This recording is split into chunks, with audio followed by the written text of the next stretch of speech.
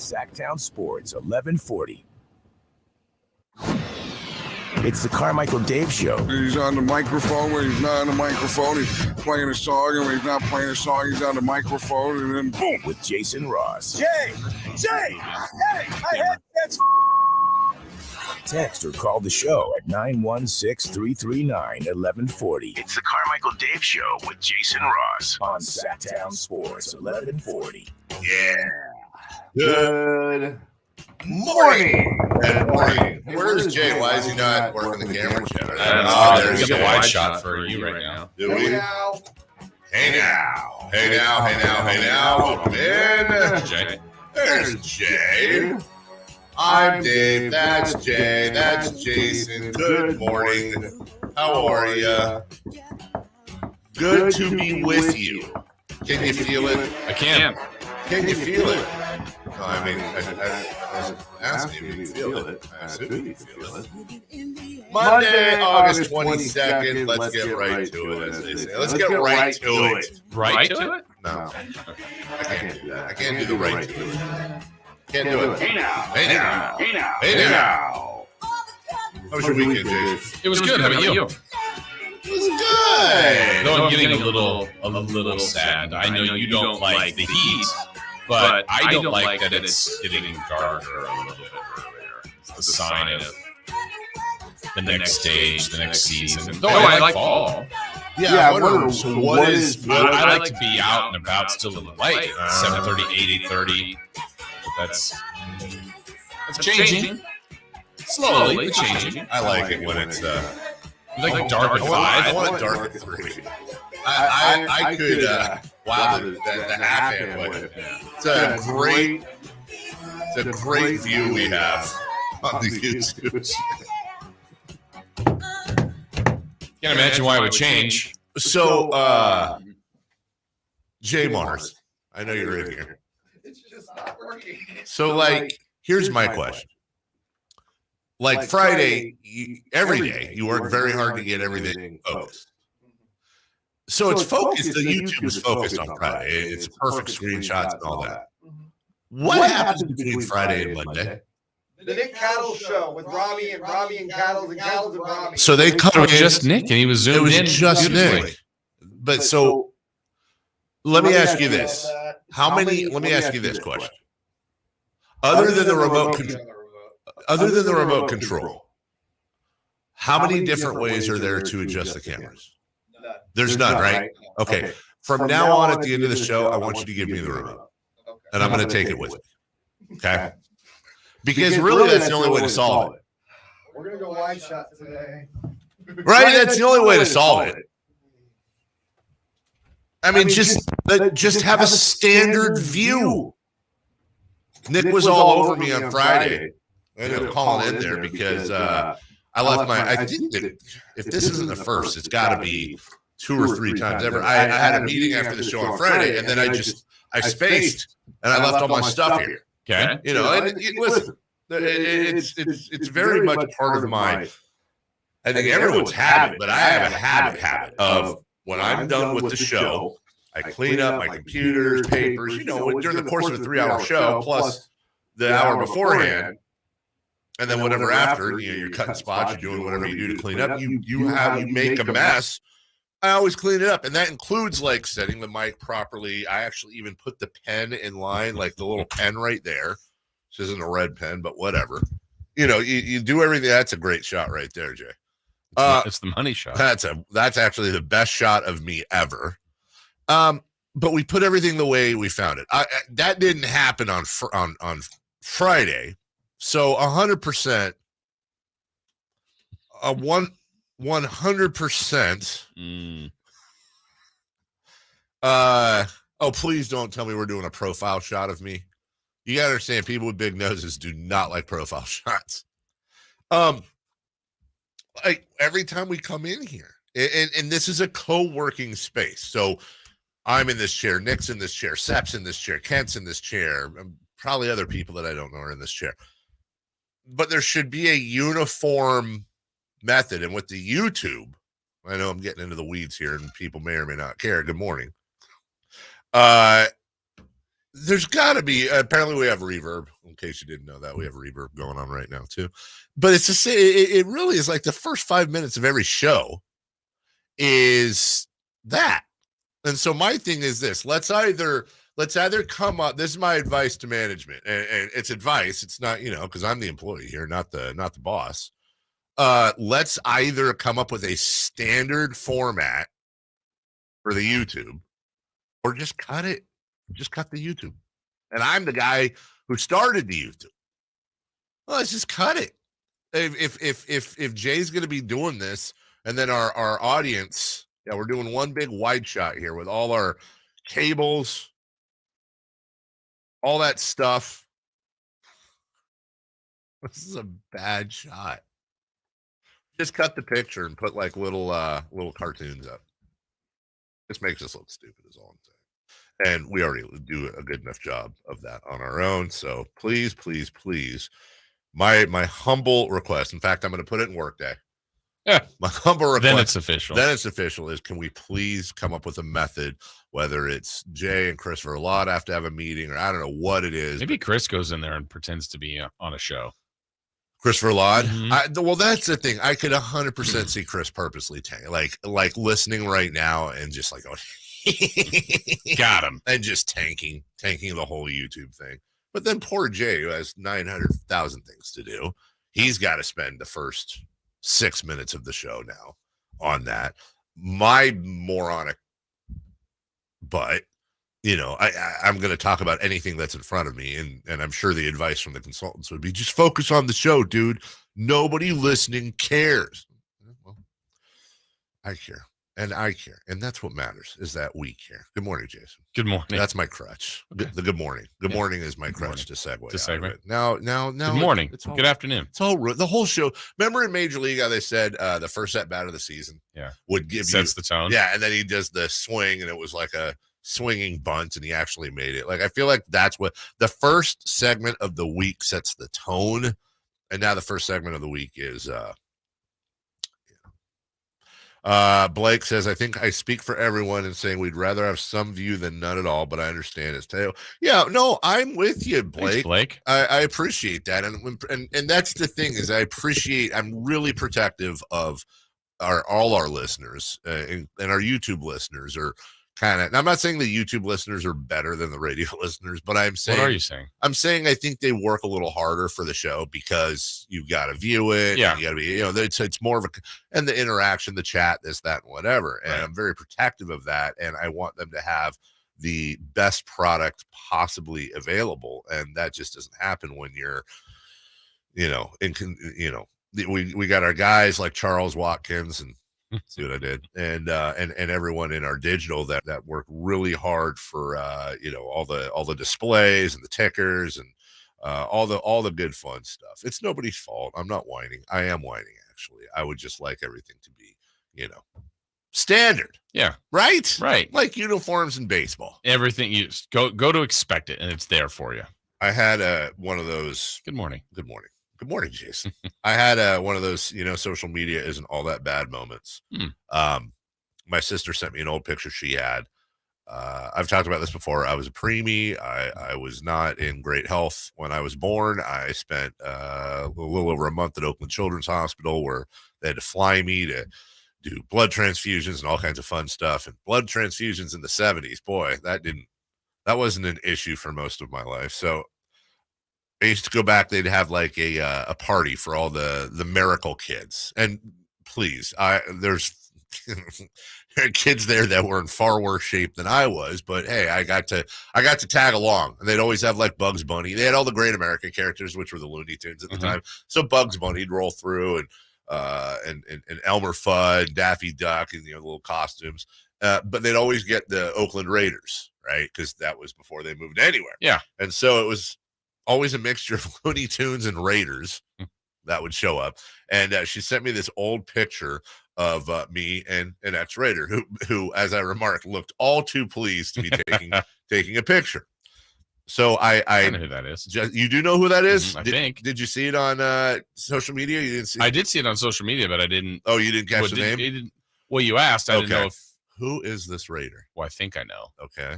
Did he have a big Super Bowl against the Eagles? He did. Little fingertips. First initial and second, or first name, second name, same initial. That is an excellent pull. Okay. Yes, it was Fred Biletnikoff. Fred Biletnikoff. Kenny King. Yes. Well done. So I said, who is this guy? And a couple people got it right. Most people didn't know. And then out of the blue, that's my dad. It's Kenny King Jr. Oh, wow. Who is verified, does apparently podcasts and different stuff and show radio, all that stuff. He goes, that's my dad. And we had a very cool little interaction. Where I was like, fun. You know what, your dad, and Kenny was there, I think at least 2 or 3 years, was all, despite the picture where he's like, hey, kid, was always just, anytime you saw a football player, it was like, oh my God. Yeah. He was just super. I used to have a little Raiders wallet, and he signed the inside of my little brown Raiders wallet. But just one of those interactions you're never going to have without social media. It's like, oh, there's your son. Yeah. All these. That's years. pretty cool. And I said, please show him the picture, like he'll remember it, but please show him the picture and tell him thank you and all that. And he's still. I did, however, because I'm not Jay Mars. In those situations though, I did go in Wikipedia and make sure. I wasn't like, hey, tell your dad I said hello the next time. And he's like, well, dad's been passed away for 10 years. So. What? Where'd you find that picture? My sister sent it. Oh, my sister sent me a tranche. Is tranche the right word? What's tranche? I think tranche is. Isn't that a movie? Tron. I think tranche is the right one. Did I use it properly? Tranche is a portion of something, especially. Okay. I feel like that's right. She sent me a bunch of little kid pictures because she hoards them. A tranche of them at least. We have a big show for you guys. Perfect preseasons for the Niners and Raiders so far, which, by the way, does not even compare to one other team and their preseason success. This is ridiculous, by the way. The Giants snapped their losing streak, and we have a champion at the BMW. Oh my gosh, the FedEx Cup is on fire. The finals are this Sunday. We know most of you don't care. We'll tell you why you should. Leading off in 60 seconds is next. Check out the Golf to Go Hour with Frank LaRosa every week on Sactown Sports 1140. Get the latest on equipment, area courses, people that play the great game, and plenty of good conversations about golf. It's the Golf to Go Hour with Frank LaRosa. Wednesday from 6 p.m. to 7 p.m. and Saturday morning from 8 a.m. to 9 a.m. on Sactown Sports 1140. Golf to Go is brought to you by the Hagen Oaks Golf Super Shop, America's most awarded golf facility, and Naturewood Home Furnishings, where it's all about choices and always about quality, and Safe Credit Union. Let us put you first.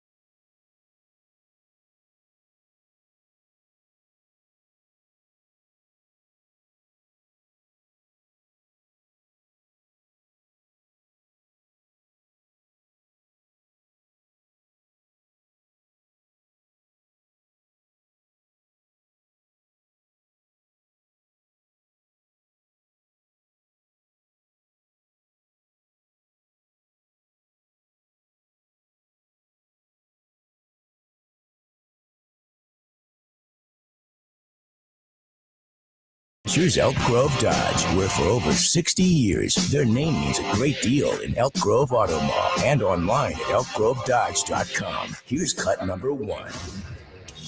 Sudfeld dropping back to pass, looking in the end zone, and caught for the touchdown. JaMycal Hasty brings it in, and a little wheel route for JaMycal Hasty, and the Niners in the end zone for the first time tonight. Woo! Yay! It sounds like the starters were playing in game 3 of the last game. Okay. Perfect preseason for the 49ers. And the Raiders. Who beat the Dolphins. Yeah. It's the real deal. I know. It's like you're so excited when preseason starts. But really all that excitement's for is you're excited for the preseason to start because that means that football is on its way. Yeah. Like, by the way, you had your fantasy draft, right? I was going to have my fantasy draft. We did not end up where we pushed it to this weekend because of a scheduling issue. Okay. And now I have 2. Yeah.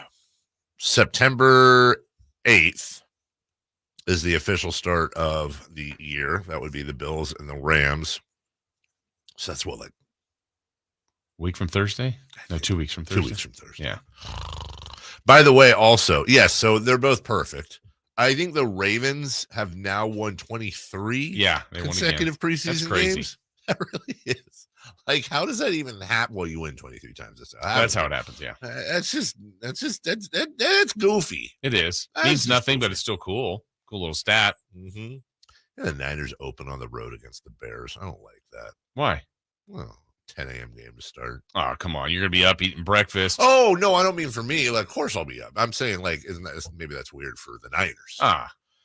Raiders also on the road against the Chargers in L.A. I'm just looking ahead to week 1, and I'm just so very, very excited. What's the best game? Let's see. Well, Bills-Rams we'll start Thursday, with. That's a big deal.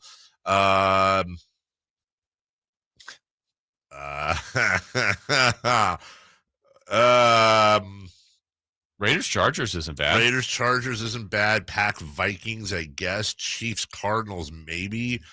Bucks-Cowboys. Okay. I mean, here's the thing. I don't know if this is going to be a good game or not, but well done by the NFL. Monday Night Football. The Broncos visit the Seahawks. Yes. That's well done. You're taking 2 teams most people won't care about. Right. I mean, yeah, the Broncos do. Also, is it just me, or maybe they stopped this a while ago and I'm just forgetful? Is this like the first time in a while we haven't had 2 Monday night games to open the season? Yes, and I think it's in week 2, if I'm not mistaken. In week 2 they have that? Let me look. I thought I saw that. I don't know why. No, you're 100% correct. Titans, Bills, Vikings, Eagles. Yeah, I don't know what the story is for that. That's strange. Anyways, here's something else that 3 people care about, and you and I are 2 of them. You don't have to wait 2 weeks from Thursday to get awesome football because college football opens this weekend. Yes. I'm so Florida State, baby. It's not many games, but that's one you will care about. That is one I will care about because it, also might be one that we win. Better be. Who are you guys opening against? It's the week after. Oh, it is the week after. Bowling Green, I believe. UCLA hosts Alabama State actually in week 2. And you're right. I'm sorry. It's Saturday. I see what you're saying. Yeah, Saturday, September 3rd. UCLA hosts Bowling Green. So UCLA was one of 3 teams, I believe. I think it was UCLA, USC, and Notre Dame that had not played an FCS team. Really? They had not played down ever, and now UCLA is. I'm bummed about that. Wait, did I get confused here? I thought this coming weekend was opening weekend. It is. It's like week 0 or whatever. Oh, because it says Thursday, September 1st is Central Michigan. Oh, I'm looking at the top 25. I'm an idiot. Either way, doesn't matter. Who cares? We got football. We also have baseball. Number 2. Cut number 2. The Giants' losing streak is over. They hang on to beat the Rockies 9-8. All right. Yay. Beat the Rockies. Giants. Look out. Hey, you're wearing their hat today. You're supportive. Fully supportive. I'm always. I don't care when I'm supportive. 9-8 is your final. The Giants win. Giants win. A's won too. It's like the second time since July of '84 that they both won on the same day. Yeah, they did walk it off. That's Shea Langoliers. Fun. He's been good. He has been good. Oh, do you have something? I do, as a matter of fact. And is swung on a ground ball to his left. Nick Allen at short has it. Rim of the outfield grass. Throws to first for the out. And the A's have won a great ball game today. And a great win for the club. The A's beat the Mariners by the final of 5-3. Yeah. Voice of the A's. So good for them, I guess. Sure. I don't know. Giants are out of it. A's are out of it. I mean, we'll talk about the Giants later. Not quite out, but just they didn't do anything to help themselves. Right. They had that little run last week, and we're like, okay, maybe, and then lose 4 in a row. It is an even year. Yeah. Do we still do that or no? No. Oh, okay. It's dumb. I'm going to ask you that 30 years show. I mean, but even here. They've played. They did great against Pittsburgh and half of Arizona, and then they lost 4 in a row to Arizona and Colorado combined. They've got Detroit for a what did we call it? It's not a series, a set. A set. 2-game set in Detroit. And then here we go. Minnesota, San Diego, Philly, Dodgers, Milwaukee, Cubs, Braves, Dodgers. Also band sets. Yeah, it's stupid. Band sets. Come on. Yeah, I agree. So anyways, the Giants and A's were contractually obligated to talk they about played. it. They played and things Did happened. a thing. Yeah. Number 3. Cut number 3. And a tap in for 4. And Cantley is the first one to win back-to-back playoff events in the 16-year history of the Fedex Cup playoffs. $2.7 million goes into Patrick Cantley's pocket. There was a cool picture. Would have made more if it was on the LIV tour. It would have been like $27 million. He gets a bunch of FedEx points coming up at 6:28. So that's just under 10 minutes from now. We'll lay out what's happening this weekend, as it's a weighted tournament. In other words, based on your ranking, how much you will start out ahead. Really, the story of this tournament, or at least one of the major stories, is Scott Stallings. Not so close. Yeah, so close. Has not won in like 7 years. I think since 2015, something like that. Scott Stallings had the lead for much, I should say, of the tournament over the weekend. He and Cantley both shot matching 69s. Nice. But in the end, Cantley had the 1-stroke lead going in. He gets Stallings by a stroke at a Scotty Scheffler, world number 1 at 11 under, who was tied with Xander Schauffele. Everybody, Schauffele, the gold medalist. Adam Scott at 10 under. That was a good story. And John Rahm, Rory McIlroy, both finishing tied for 8th. So there's a lot of drama in there. And now we go into the final week of the season. Yes. And people are excited. FedEx Cup. It all comes down to this. It all comes down to this. Millions upon millions upon millions of dollars on the line. Did you watch any of it? I did. Did you? Yeah, I did. I watched a lot more this weekend. They're very good. Yes. We're very good at the golf thing. We will take a break. So the FedEx Cup finale is this weekend, but now without some drama at the BMW. We'll lay that out for you right after this. Live and past broadcasts of the Carmichael Dave Show with Jason Ross and Cattles and Rami. Interviews, podcasts, and more. They all live on the Sactown Sports 1140 app. Download the app now in the App Store and Google Play.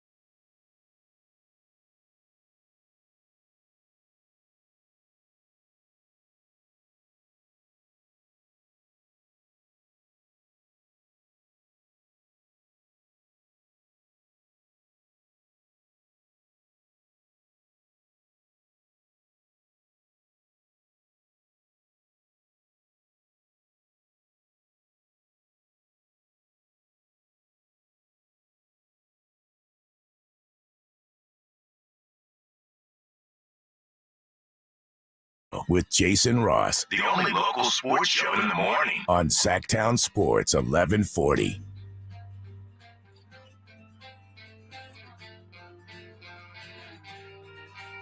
Whew. Feeling good? Yeah. Like a weight's been lifted off my shoulders. Elsewhere. Rage Against the Machine brings us back. Sactown Sports 1140. Jay Mars, Carmichael, Dave, Jason Ross.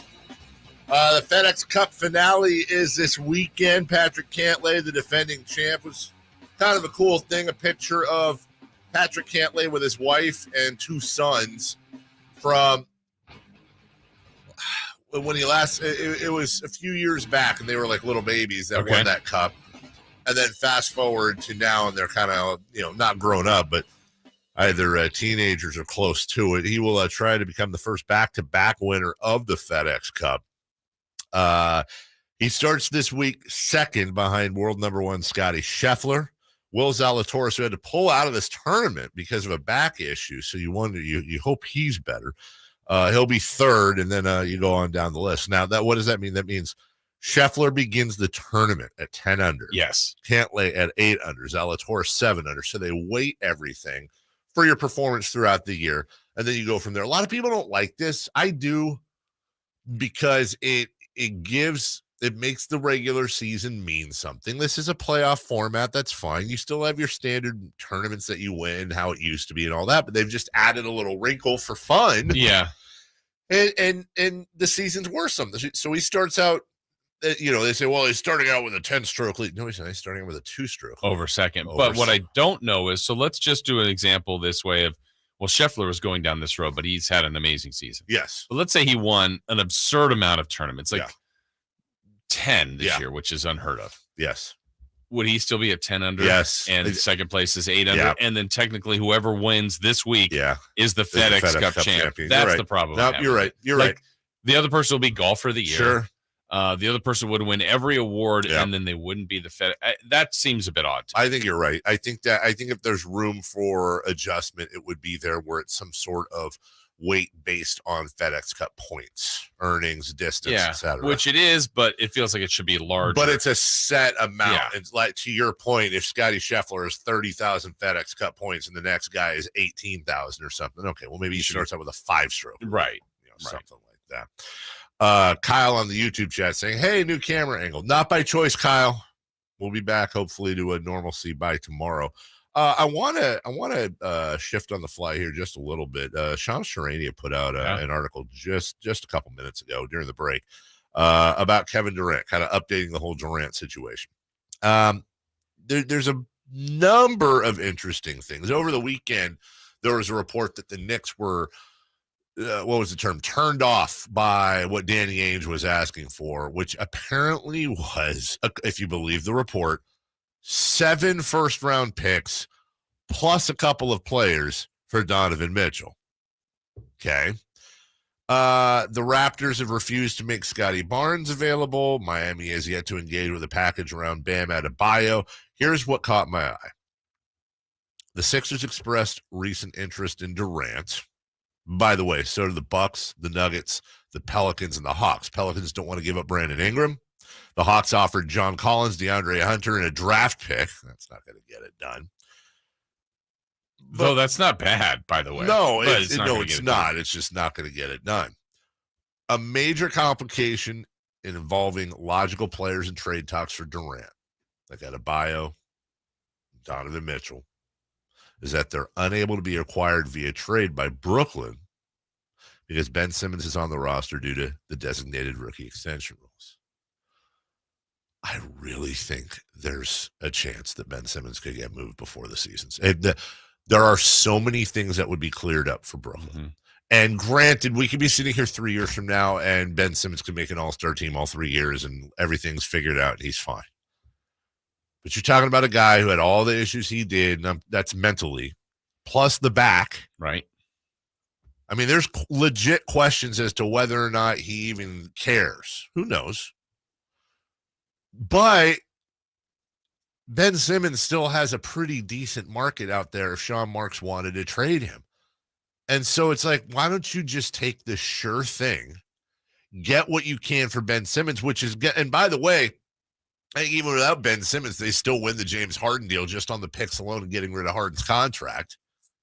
So you flipped Harden for Simmons, Seth Curry. There's somebody else in there I'm forgetting, and picks. Flip Simmons to a team, and you get rid of that designated rookie extension. And now all of a sudden you're opened up to acquire whatever, whether it is Donovan Mitchell, whether it is Bam Adebayo, if that's part of the deal. I don't know. But Philly has a chance to really better themselves and move Ben Simmons. And I'll say it again until I'm blue in the face. The Kings have the opportunity to grab somebody like Ben Simmons at a decent enough rate without emptying everything and giving up every piece of talent. If they're somehow able to go out there, whether Fox is involved, whether you hate to do either one, but Davion is involved, whatever, one of the two. I mean, you're able to roll out Herter or Monk, Simmons at the 3, Sabonis at the 5, Murray at the 4. That's a real possible playoff contender. I just don't know what it would cost. I feel like he's gone down in value in a sense for whatever reason, but Philly was asking for the world. Yes, why wouldn't Brooklyn? I that's the thing. I think again, we go back to the Kevin Herter situation because I honestly think at this point, I mean, I have no way of knowing, but my guess is this: if it was Fox, like Fox and 2 firsts, Mitchell and 3 firsts, Barnes, Holmes, and 4 firsts. Yeah. I mean, these are all things that have to probably be in the ballpark. Right. It's crazy how much I think all this has been dictated, honestly, on the Gobert trade. Mm-hmm. So when Danny Ainge is asking for 7 first rounders, why not? Look what Minnesota gave up. Right. Blew the market out of the water. And it's just, I think it's out of whack right now. And Brooklyn may be stuck. I say stuck. Right. It's not a bad thing to have Kevin Durant. No. But if you're holding out or other teams like the Jazz for Mitchell, then you may still have Mitchell. One team that Shams Charania reports that is kind of the surprise entrance into this whole thing is the Memphis Grizzlies. Mm-hmm. That's incredibly interesting. So they have 5 first-round picks available, 4 unprotected selections of its own and 1 protected via Golden State in 24 that they could utilize in a trade, as well as, if they wanted to, Jaren Jackson Jr., Desmond Bane, Zaire Williams, Brandon Clark, Kennedy Chandler, David Roddy. It sounds like the Grizzlies don't appear inclined to offer Jaren Jackson or Desmond Bane, but rather a package built around their bevy of draft picks. Listen, they've done a masterful job in Memphis. But my thing is like, what? Like, yeah, Durant, you really want out? Like, you're not willing to offer. I mean, not that Jaren Jackson Jr. sucks or Desmond Bane. No, but you're not willing to include Desmond Bane in a Kevin Durant trade? Like, really? Are you not willing to include Desmond Bane? Love Desmond Bane. Kevin Durant. It's Kevin Durant, dude. Yeah. Yes, you're willing to include. Shut up. Of course you're going to include. Well, and maybe their thought is, look, hey, we'll do all the draft picks. Sure. Just we don't want to lose a player. That's what they want to do. So. I think that's what they want to do. And that's the thing. If the problem is that Sean Marks has Kyrie Irving right now, at least, and Ben Simmons and Joe Harris and Seth Curry. He's got they have a good team. They do have a good team. I mean, the stupid thing about this whole thing is that if Kevin Durant just wasn't Kevin Duranting, they'd be one of the favorites. You're a favorite. You're one of the favorites to come out of the East. You guys are healthy. And it's like the whole thing with Durant, I really would love to know, is there something weird behind the scenes? Like, bro, you have that rep for just following, chasing rings and following champion. You already have that rep, deserved or not. Why would you're in New York City. You have all-stars surrounding you. It's your squad. Why would you not stay? Why are you doing this? I don't get it.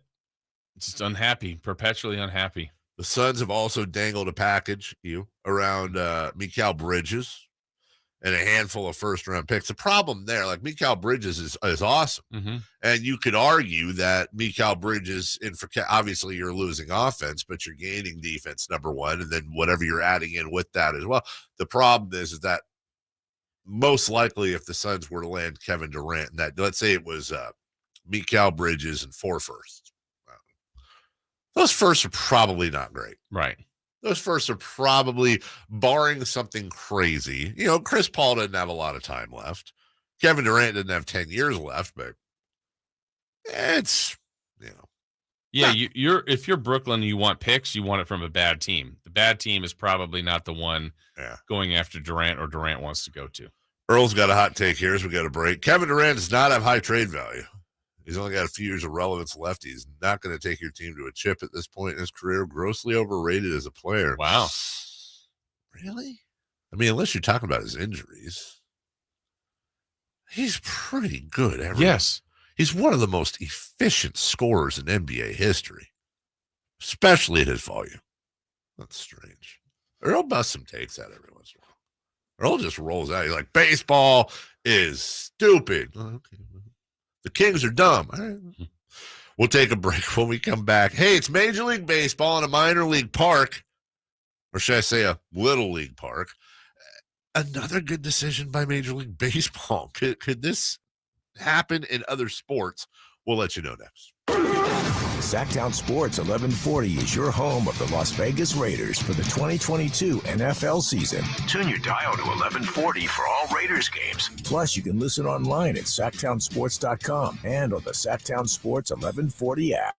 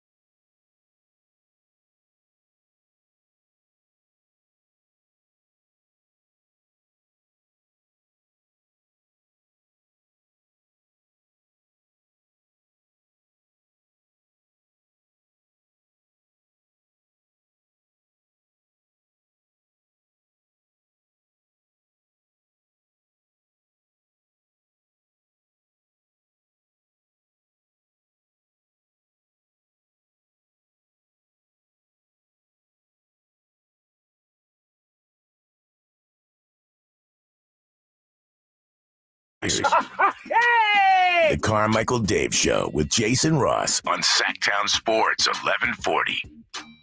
Blake and Earl on the YouTube chat are going back and forth on Kevin Durant and some reactions on social media during the break about Ben Simmons as well.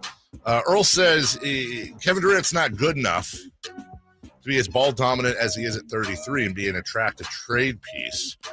I would just say this, Earl. Again, I can hear, and I've said many times on the show, the fact that he's 33, the Achilles issue that he obviously did just fine last year with, except, his games played. That's my issue with Kevin Durant, that he's played in 55 and 35 games in the 2 years he's been in Brooklyn. But last year, he averaged 30 points on 52% shooting from the field, 38% from the arc, 91% from the line, and he averaged 7.5 boards and 6.5 assists. It's a great year. It's one of the greatest players in the league. He's one of the great. When he's on the floor, he's absolutely top 5. And I think that's the trick, though, is when does the cliff happen? Because right now it's not. It's not. But doesn't mean it won't this year. But if you can get 2-3 years of that, why not? LeBron, be careful, right? Still 37, still cooking. Kevin Durant's better than LeBron James is right now when he's on the floor. I think he is. Did I do a thing? I don't know. It's a really good debate. Let's put it this way. I would say when Durant's just straight up on the floor, in my opinion, and this could be wrong, I think he's 30. I think you've got Jokic and Giannis, and then I go some mixture of Durant, LeBron, Embiid, Steph, and again, it's really difficult to measure because, man, and by the way, I wouldn't have put Jokic there, but that's really well. But then I feel like, well, he's incredible. Two-time reigning MVP that has none of the hardware besides the MVPs. Right, now, do those guys have better teams? Maybe, but do they make those teams better? It's really difficult to do this. I mean, as far as the market goes for him, we'll see when he's traded, because that's what the market will be. Is Bobby Marks, Sean Marks, is he asking too much? I mean, right now, all we hear is what the asks.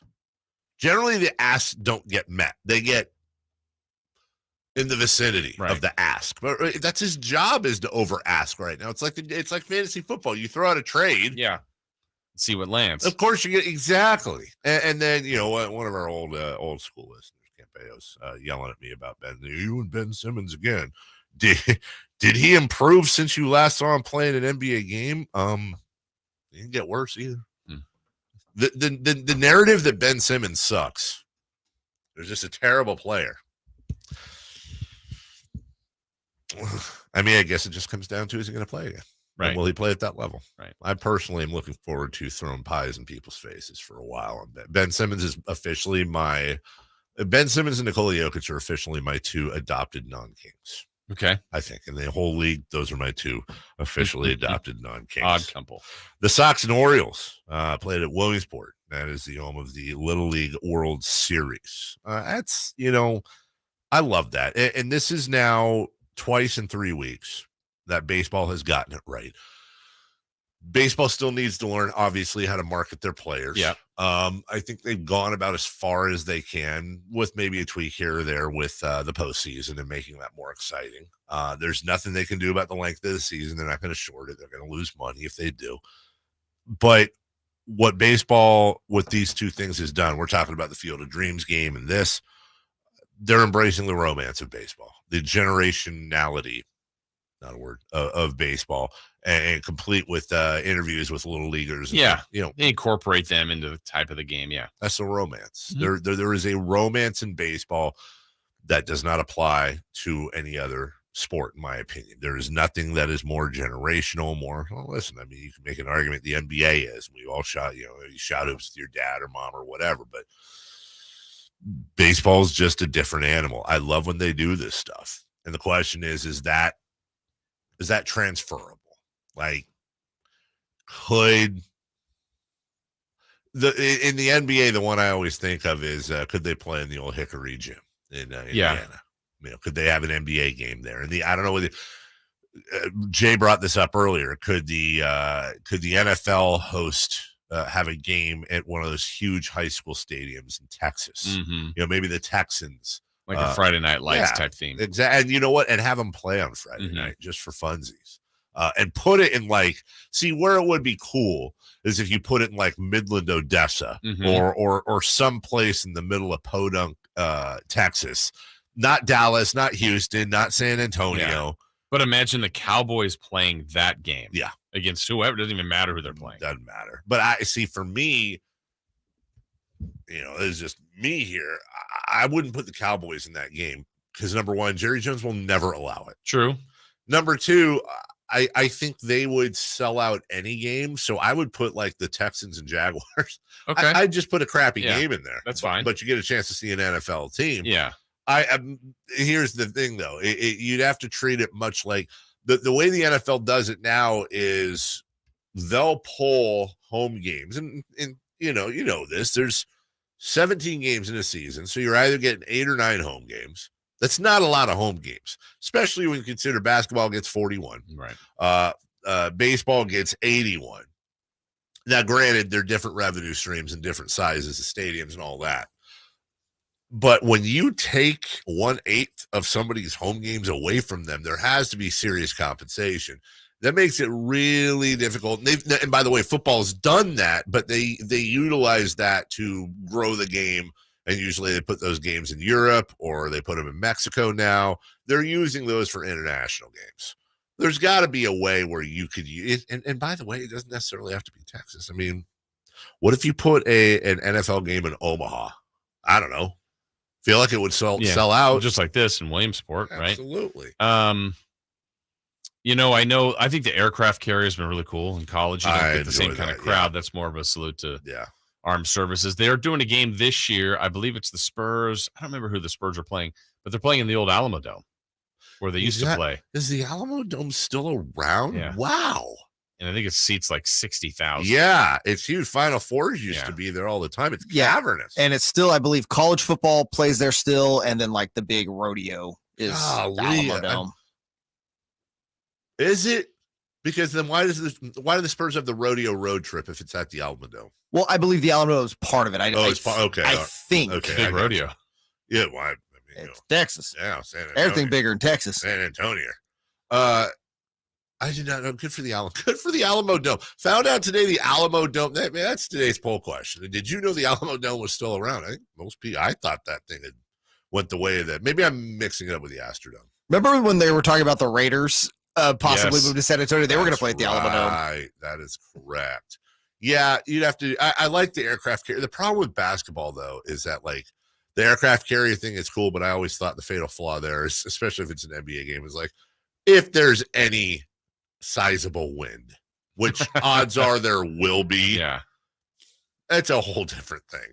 Now everybody's shooting 26%. It's all dunks. There's no threes. Yeah, like they had the All-Star game in Dallas. Yeah, at Jerry's place. What if you had it like in a baseball, like a basketball game at Wrigley? That'd be fun. That would actually, because hockey does a little bit of that. Hockey does that with their how MLB built the Field of Dreams. How about NBA build the Hickory Gym and have the Pacers play a game there? I mean, no, that's what Yeah. we were talking about. One more. I know we got a break, but what about this, guys? Why can we not have a UFC at Wrigley Field? Remember the old boxing where you put boxing like Yankee Stadium? I think like Comiskey Park used to do a ton of stuff like that too. Let's get those back where it's outdoor and you got 80,000 people there or whatever. Put it in the cheap big tickets. house in Michigan. Yes, 100%. We'll take a break. The clock is ticking on the Giants. That'd be a great place to host a boxing match right there. Their clock's ticking, but has their clock been broken for a while? It's investigated. Are they real or frauds? Next. The start of the NFL season is upon us, and Sactown Sports 1140 has all your coverage. Monday Night Football, Thursday Night Football, and of course, all the NFL action every Sunday. Your home for the NFL all season long. Sactown Sports 1140.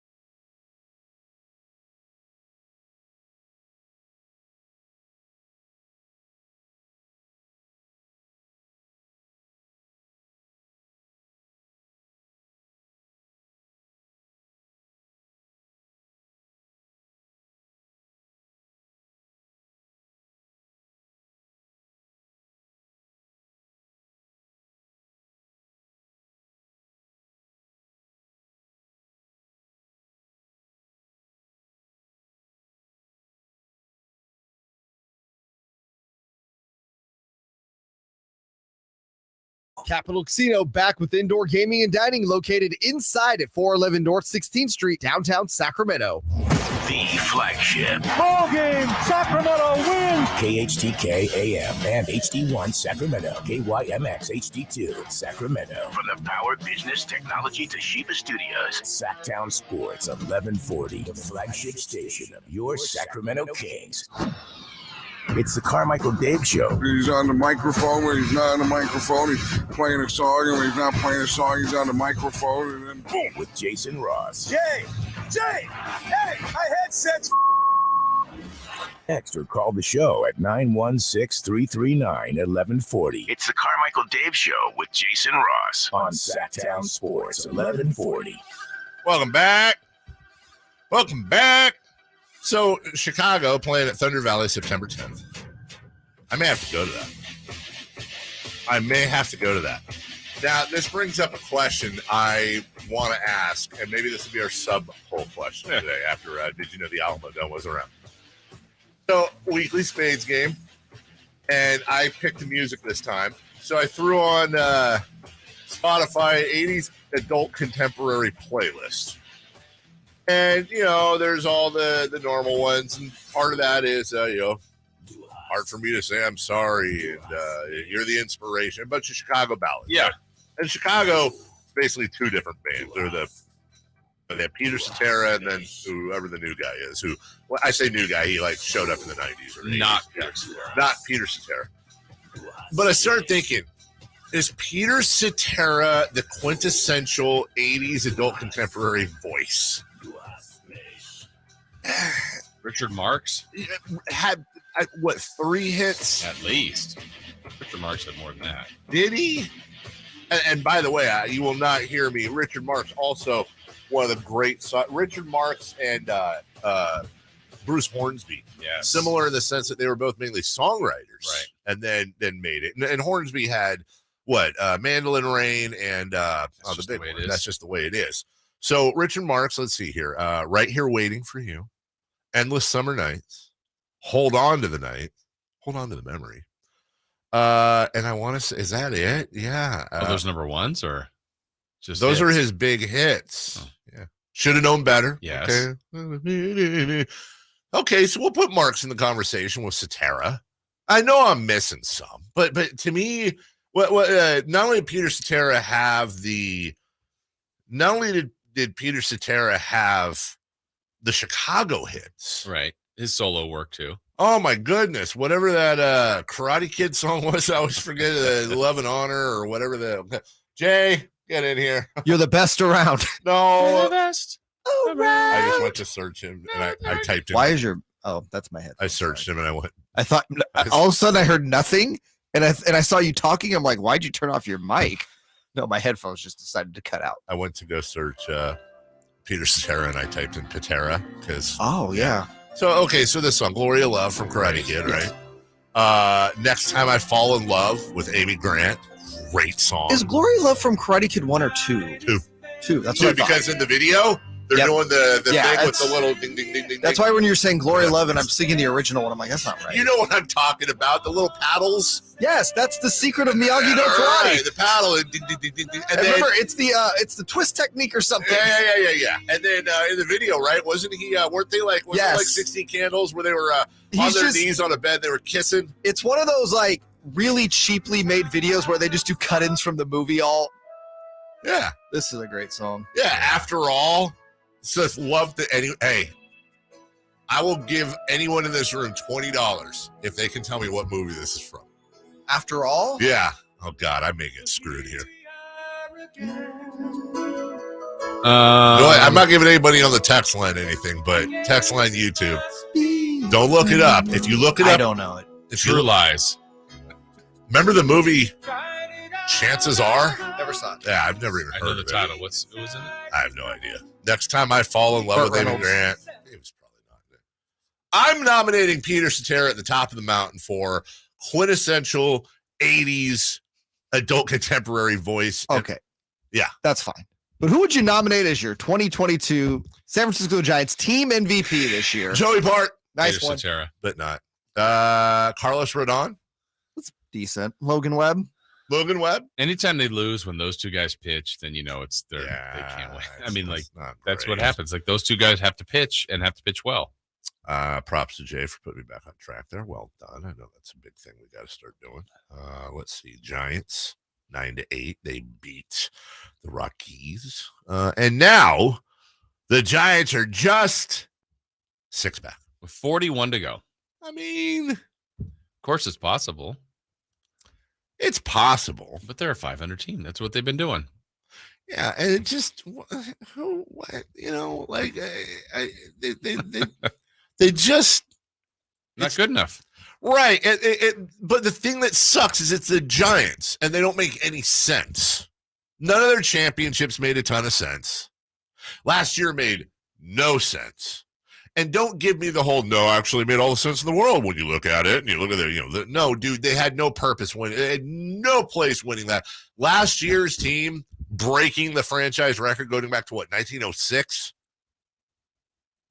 They just, it's that intangibleness that they have that it's tough. So I of course I want to write them off.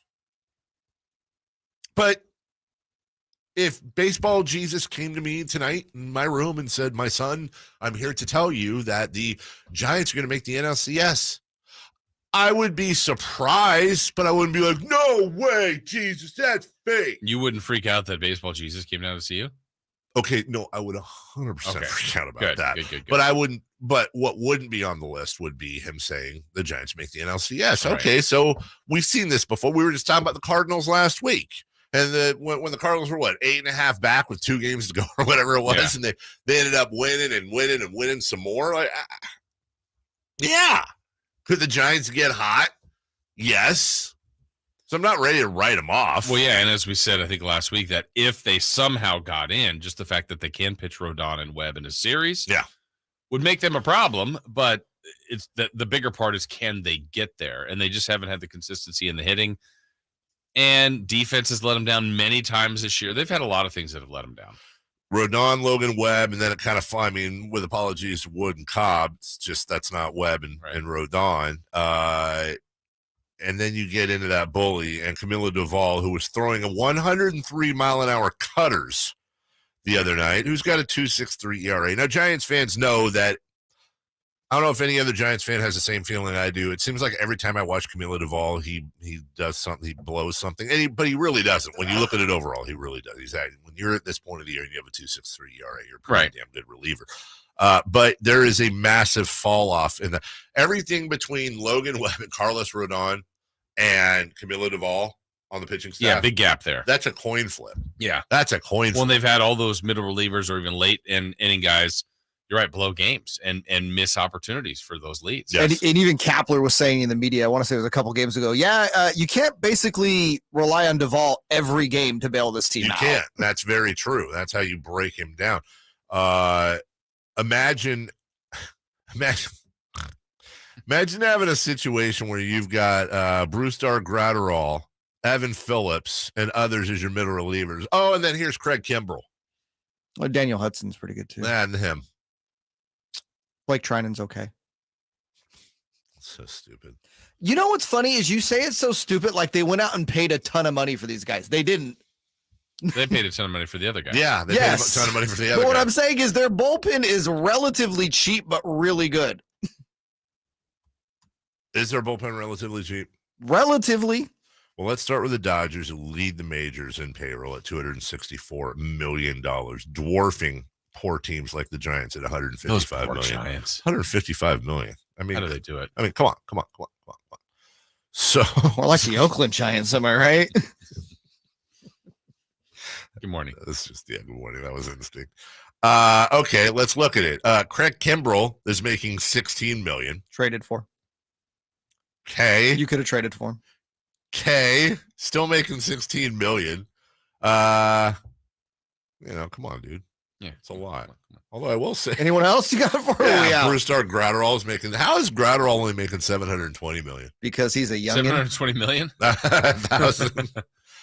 David Price is technically a reliever. He's making. David Price does not count. David Price is just kind of there. Why? Every once in a while they call on him. David Price David Price is so chill. He didn't even play during the bubble season. David Price is a big-time reliever. Chris Martin's making $1 million. That's $33 million. Again, you can't count David Price. So let's just look at that. 3 relievers. No, we're not doing the David Price. 3 exercise. relievers for the Dodgers are making $33 million combined, and the Orioles are at $43 million for their whole team. Whose fault is that? The baseball. Baltimore is baseball. Dude, Baltimore is not a small market. And they may make it this year. Yeah. Well, but ownership's already said they're going to spend in Baltimore soon. They're not a small market, but also they kind of got screwed with the Nationals. When the Nationals came in, that really screwed Baltimore. For sure, I get it. It's kind of A's Giantsy. Yes. But, and the argument there is the Dodgers have, the Angels and the Padres to contend with. I understand that. But, I think the Padres, the Angels have the Padres and the Dodgers to contend with. Let's look at it that way. Angels to contend with. That Jason makes the best point of the whole day. Well, look at your top 10 payrolls in the league this year, and the Angels, Padres, and Dodgers are 3 of the top 10. Yes. The Padres are 5th. The Dodgers are 1. The Angels, weirdly enough, are 10th. Mets and Yankees are 2 and 3. Huh. No, noticing a trend here. Who's the highest payroll that's not making the playoffs? Highest. I don't know. Let's see. Are the White Sox in the playoffs? They're in the race. Although Tony La Russa is trying really hard to keep them out. Really hard. Oh my God, Tony La Russa, seriously. Like, that's a story that I just can't get enough of. Like, did you see the thing last week where it really looked like a fan convinced him to? Yes. Yeah. Yeah. Come on. Far removed from those Cardinals and A's days, no? Tony. Here's your top 10 in payroll amongst them. LA, New York, Philly, Boston, Chicago, Houston, which is a top 5 market, Atlanta, Los Angeles. Atlanta's a big market too. A huge market. I just want to say for the record, that's a problem. Really? Yes. You know what? Baseball should totally address it in their next collective bargaining agreement. Oh, wait. They won't. And by the way, the Kings, not the Sacramento Kings, by the way, but the Kings. LA Kings? No, the Kings of payroll in football, like the highest payrolls in football, okay, in the NFL. King of American sports. The New York Jets are number 1. Are they really number 1? 230 million in payroll? Ugh. New York, San Francisco, Los Angeles. There's your top 3. But wait, Jacksonville, number 4. Washington, Kansas City, Indy, Denver, Detroit, New England, Boston. Let's call that. I feel the same. Well, the thing about NFL that's different, I mean, NBA is a little bit like this though, but they have a hard cap and they have a floor. Like, you have to spend a certain amount of money in the NFL, where baseball, you don't. Sure. Baseball, you can have, again, a $30 million payroll. I would just like to say as we go to break that when you go to total cap now, that was just active numbers. Jacksonville's 2, the Jets are 3, the Lions are 6, the Texans are 9, the New York Giants are 10. Those are all almost likely horrible teams. And that's 4, 5 of your top 10 in the NFL in payroll. Sheesh. That's all I have to say. That is not sheesh. That's not great budgeting of your stuff there. The sports artist you've never heard of. It's the new Leroy Neiman, right? Wasn't he? Yeah. And will the return of Tyrese Halliburton be awkward in Sacramento? We'll tell you in 60 seconds. 3 for Madness next. You ask for more 49ers coverage, and Sactown Sports 1140 listen. Let's go, Niner gang! Get all the latest 49ers news and notes online at SactownSports.com. Plus, make sure to follow us on IG at Sactown1140 for Emil Fragoso's live post-game show following every game. That is what we expect out of the Niner gang. Niners! Your home for the most 49ers coverage in Sacramento. Sactown Sports 1140.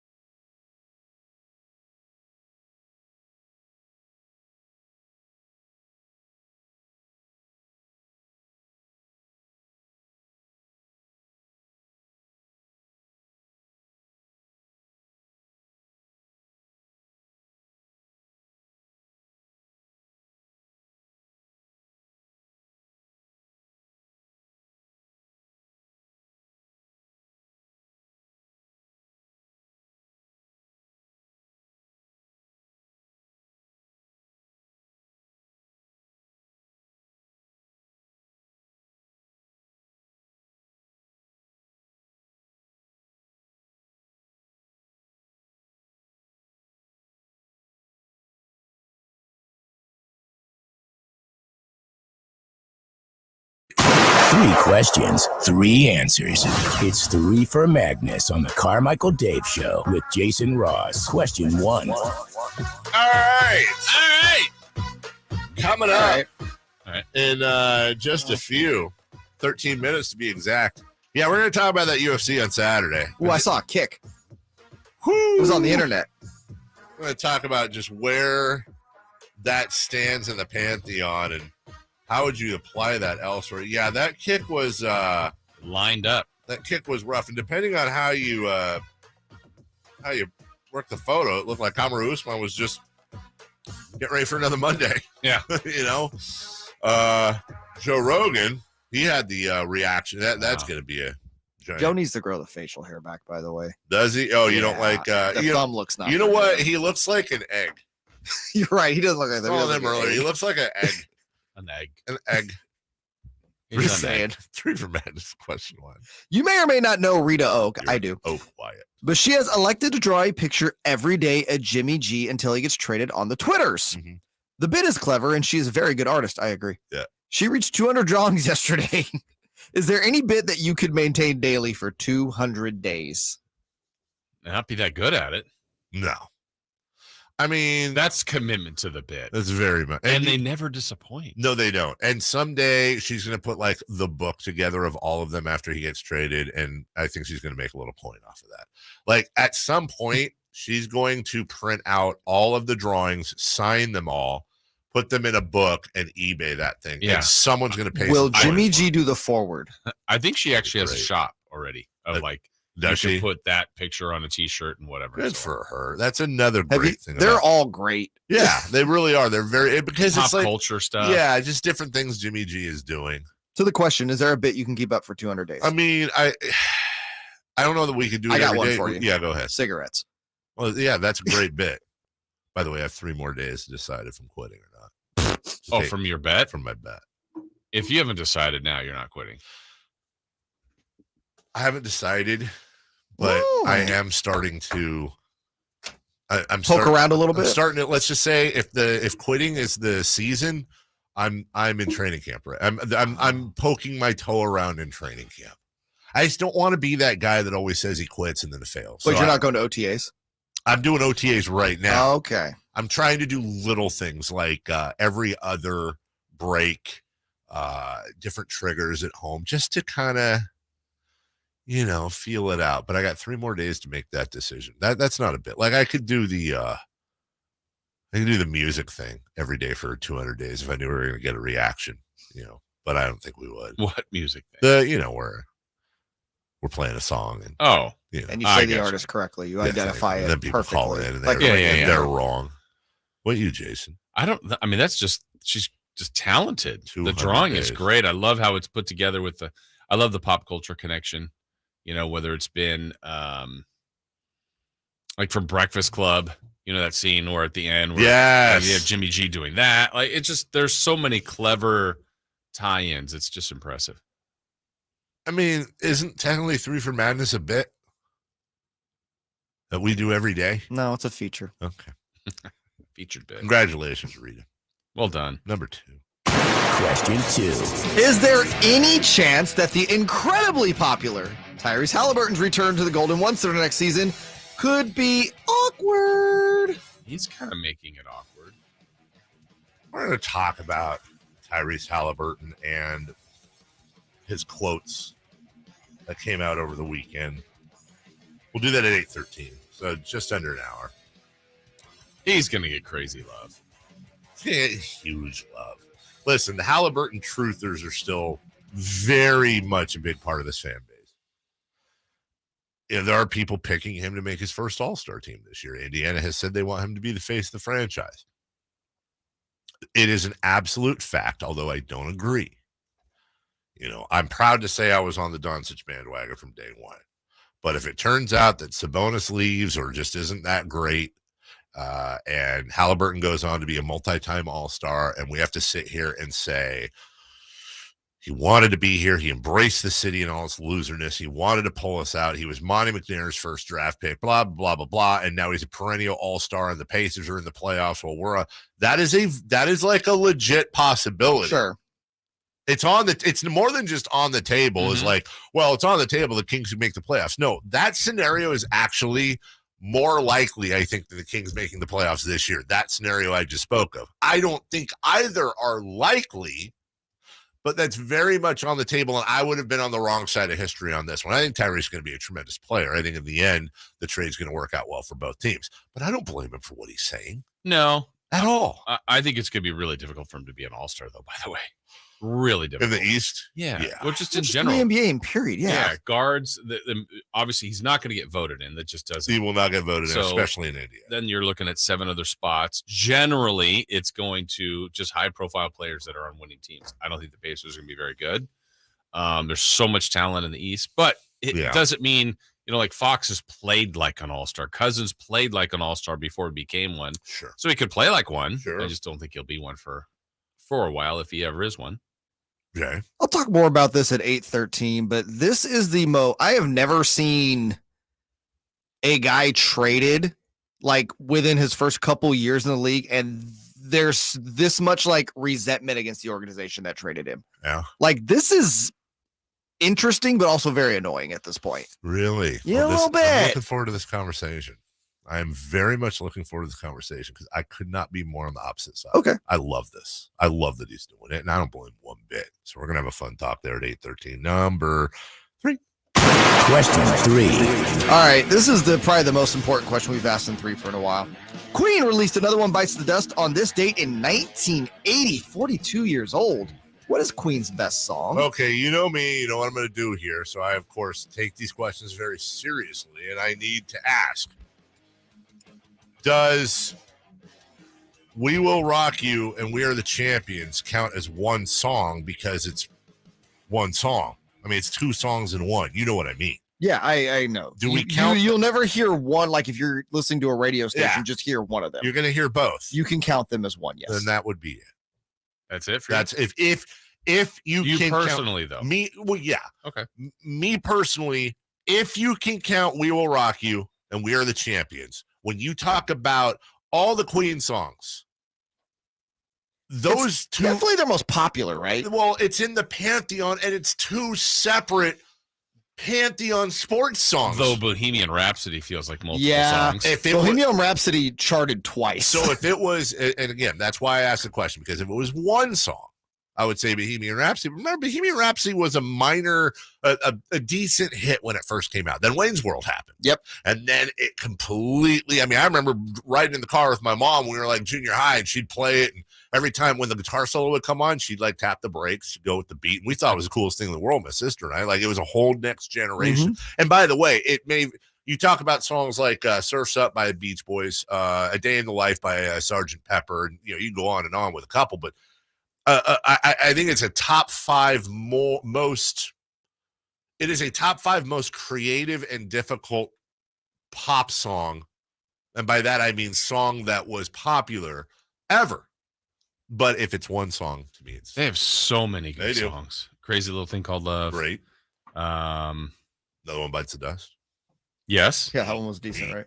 Under Pressure. You're My Best Friend. I love that one. Do we count that as a Bowie song or a Queen song? Bicycle. Fat Bottom Girls. You're still missing my favorite one. Under Pressure spawned not 1 but 2 huge hits. True. Somebody to Love. How's this, baby? Somebody to Love is great. I would say I think their like best, most popular song, Bohemian Rhapsody, or it's the We Will Rock You, We Are the Champions. My favorite one though is You're My Best Friend. Yeah, that's what I said. Yeah. I think You're My Best Friend is their like best piece of work. Why am I tripping? What was the Don't Stop Me Now? Don't. Metallica redid it. Stone Cold Crazy. That's a good song too. Stone Cold Crazy also 2 hits out of that too. Queen is really good. Incredible work. Queen was really good at music. By the way, just a random musical note for you. Speaking of Queen, Brian May, the guitarist of Queen.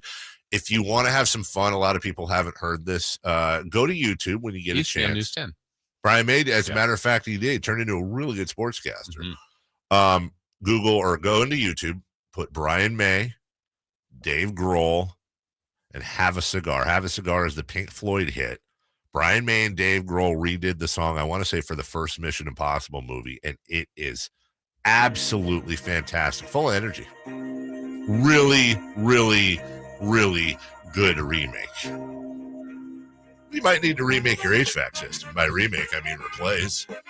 Well, why just do that on its own? Why not put $2,500 in your pocket? Hi, Carmichael Dave here for my good friends at American Energy. I want to start out with the website, AmericanEnergyAir.com. They are local. 1981 is when they got their start. They are local, and that is important to me. It should be important to you. Better Business Bureau A+ rating. Go to Yelp, go to Google, read the reviews. Why do I mention this stuff? Well, for me, it's very important to be local. I think you support local business. Number 2, yeah, the Better Business Bureau ranking. That is awesome. But to me, the most important thing is being able to go to Yelp and Google and you read the unfiltered reviews. That's where people can go in and trash something. It doesn't matter. There's no stopping that. These are unfiltered, yet you go there and it's nothing but, oh my God, they're amazing. Wow, they came right out here. Wow, this is cheaper than I would have gotten anywhere else. Oh my gosh, they followed up. Everything you want out of a service. So you're looking to replace your HVAC system. Now's the time to contact American Energy.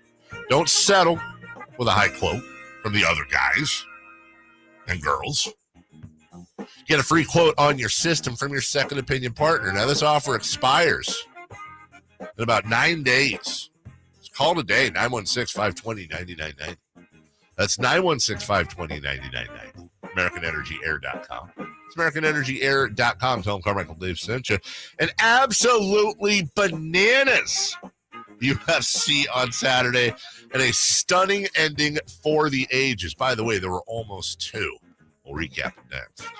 Breaking news, the latest happenings with your favorite teams. Do you ever wonder about what the heck all these kids are doing on computers all the time? Stay up to date with all of it by following us on Instagram and Twitter. Excuse me, gentlemen, a little update for you. At Sactown 1140. Owning a home is a huge milestone. Whether it's your first home, you're ready to move up, you want to tap into your home's equity, well, Safe Mortgage officers are here to help you. Safe Credit Union offers competitive rates.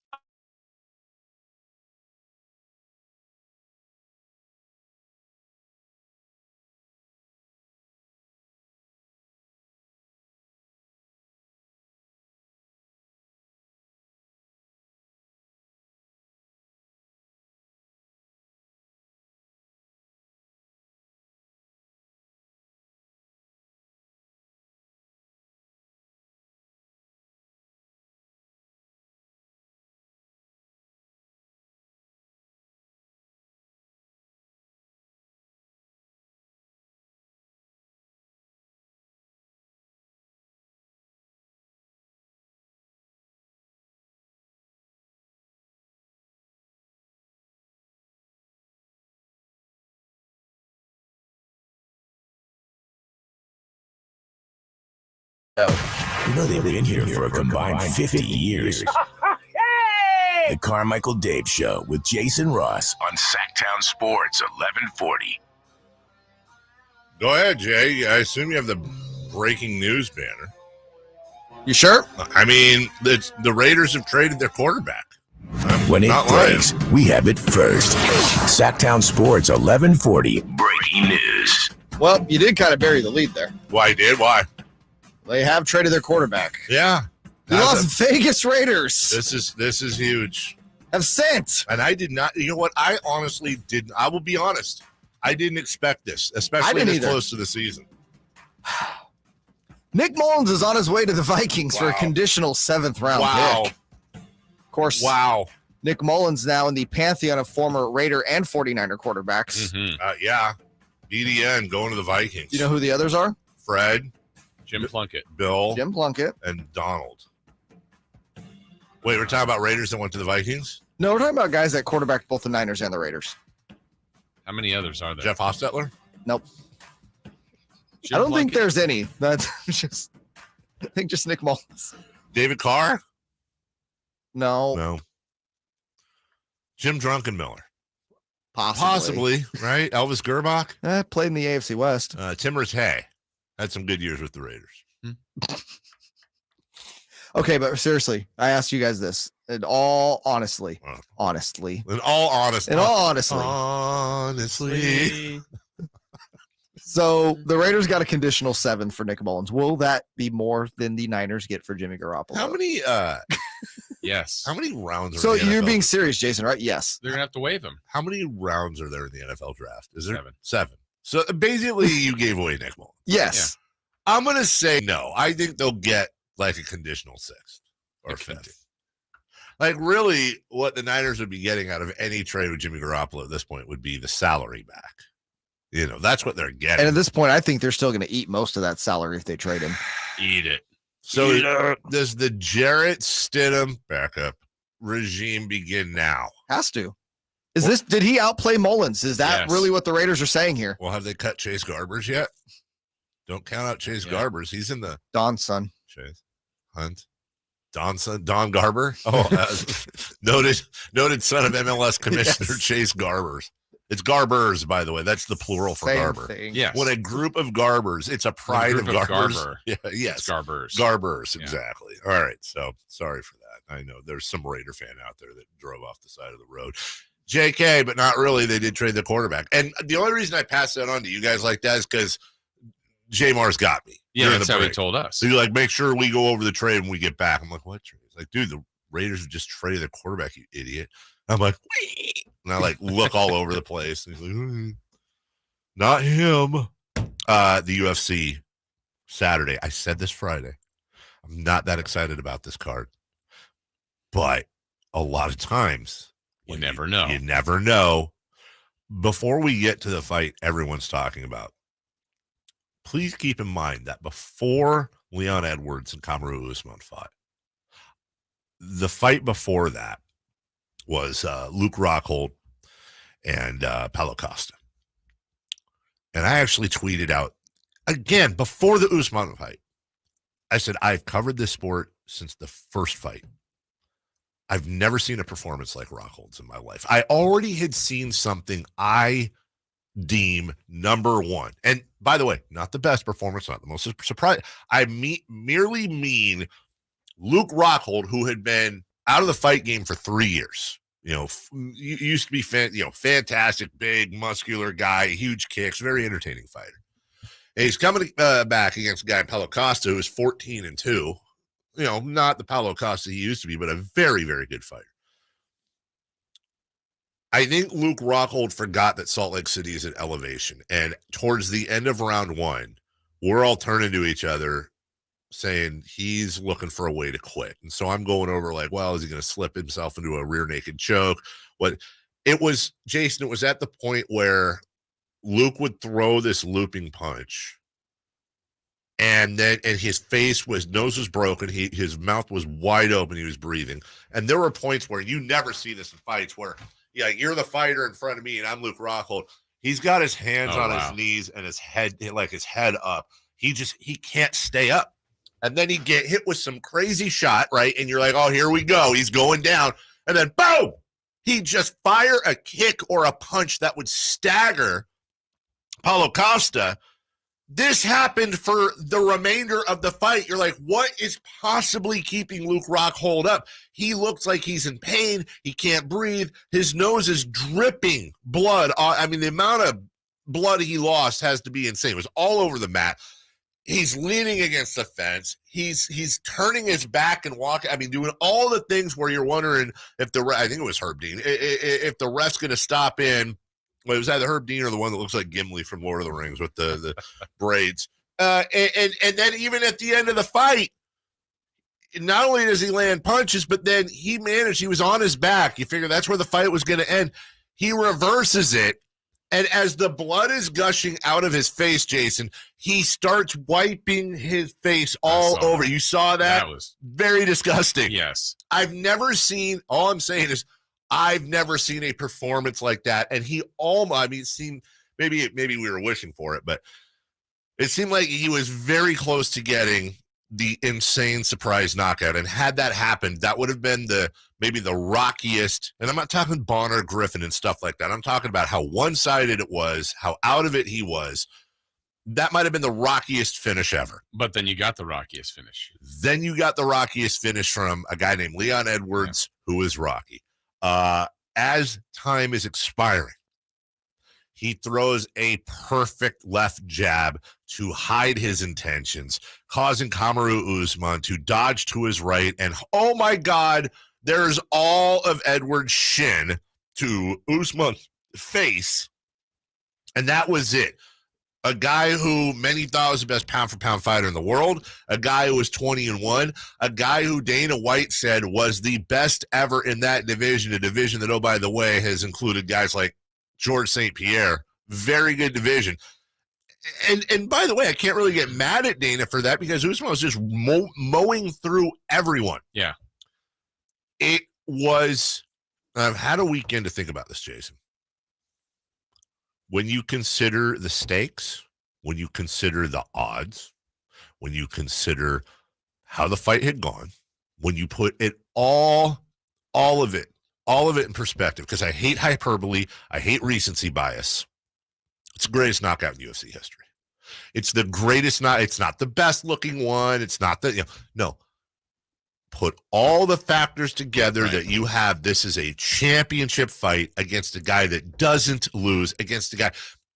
Here's the thing about this. There's immediately going to be a 3. It sounds like it'll probably be at Wembley Stadium. That's one of the things pointed out. This was their second fight. Speaking of social media, Jason, I grabbed my phone. Oh, social media went nuts. I grabbed my phone and I had half of a tweet. In fact, I still have that because I took a screenshot. Half of a tweet. Extremely disappointed in Edwards finishing this fight. Looks like Usman finally broke him. Respect greatness. I was writing the tweet to send at the end of the round, and thank God there's a voice in my head saying never do that until it's over. No disrespect to Edwards. He got dominated in the fight. He had a good first round. And then Usman just broke him down, dominated it. And then in the last round, it just looked like Edwards was just running out the clock. Everything up until that kick, except for the first round, which wasn't exactly dominant. He surprised Usman with a takedown, and he won the round 10-9. Everything about that fight from that point on was domination by Usman. It was the same fight pretty much as the beginning, except Edwards had better takedown defense. Kamaru Usman won 3 and 2/3 rounds, and really almost 4. The only comparison I can find that I can think of was in Oakland. I was lucky enough to be there years and years ago, but not a knockout. It was when Chael Sonnen dominated an invincible Anderson Silva for 4 3/4 rounds, and then damn near put himself, it seemed like, into a triangle choke, and Silva was able to defend his title. This was reversed. It was a knockout, and it was the underdog doing it. Yeah. All credit to Edwards. I do not think anything less of Usman, and it will shock me if he's not a heavy favorite in their third fight. Well, and it's like we always say with combat sports, whether it's boxing or MMA, that UFC, when you're in that puncher's chance, right? Mm-hmm. One connection, and the fact that it was closing seconds, the fact that the power behind it, the fact that social media, just went bizarre. And we joked earlier about Joe Rogan. His reaction, just everybody's reaction, was totally floored by that. It wasn't a great card. It wasn't filled with entertaining fights, but the entertainment level and I will never forget the Rockhold fight, and I will never ever forget that Edwards knockout. By the way, I also paid for the first time. I paid $20 to download DAZN. The fight app, right? Because that's what it cost me basically to watch a heavyweight championship fight. Alexander Usyk and Anthony Joshua was also Saturday in the afternoon, and that was a fun fight. You want to talk about a guy in Usyk who not nobody, but the bulk of people couldn't pick him out of a lineup, and he's the unified heavyweight champion. That used to be the biggest belt in the world. For sure. That used to be the biggest belt in the world. It's completely lost now. Speaking of the UFC, Dana White dropped an absolute bombshell about the Raiders during the sidecast of the UFC on Saturday. And guess what? He wasn't lying. We now have some answers to some questions we had last year. We'll get to that next. You want more Kings coverage? Sactown Sports 1140 is giving it to you. I like the Monk deal a lot. The Kevin Huerter one, you got control of a guy who, around the league, people still think he's a pretty good player. Impressions, let's start with the Kings' top pick, Keegan Murray. What do you think of him? And you obviously knew him well at Iowa. Yeah, I thought he was terrific. I called efficient and versatile. He's going to make shots. He's an elite jump shooter. Log on to SactownSports.com for exclusive content. SactownSports.com. Individual rates, coverage offerings, and savings may vary, subject to terms and conditions, not available in all areas. If you're a small business owner, listen up.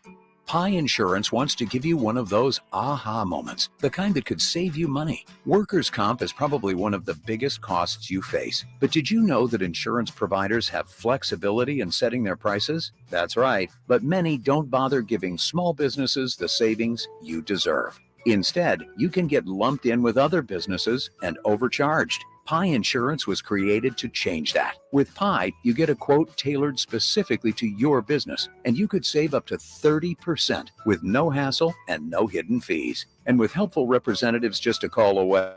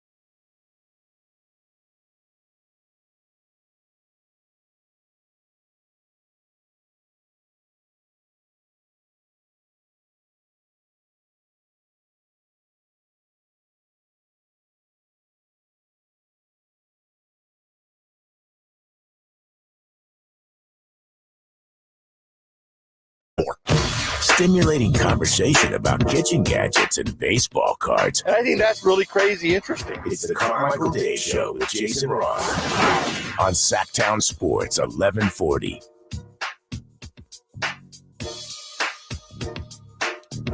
Shouts to the guy making the rounds on social media over the weekend. Said his wife lost a bet with him. She had to wear a Chewbacca mask during labor. You know, the ones where it opened the mouth and goes, ah. Shout out to a couple making rounds on social media. Yes. The third deck of the Oakland Coliseum this weekend. So fill me in because I can't say it over the air. Videos on Twitter, though. Where on Twitter? Barstool. Oh, of course. Just checking out the bat. You hit a home run, all right. Okay, I'll get to that. Balls on base. Okay. By the way, I should have base on balls. Yeah, I should have clarified when I said 80s. Who's the voice of the 80s adult contemporary songs? I should have clarified. I meant ballads.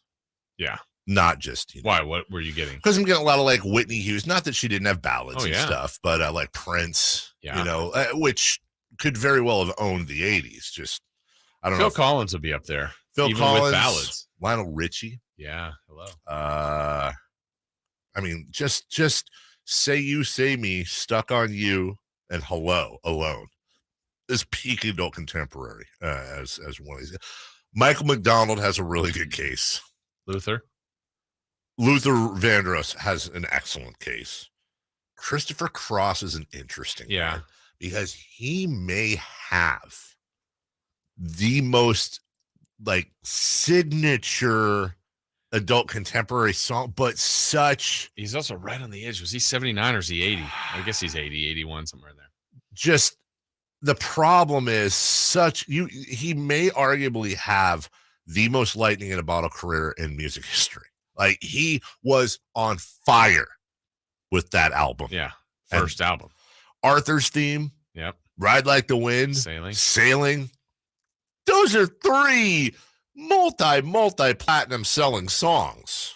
Richard Marx, you got in there. Kenny Loggins is a Michael Bolton. Yeah.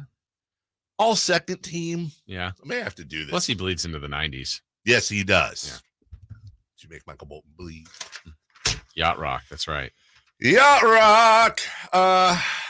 Dana White made some news. Let's get right to this because this is him down. He's got a relationship with Rob shockingly, Rob Gronkowski and friends and the UFC folks all hang out.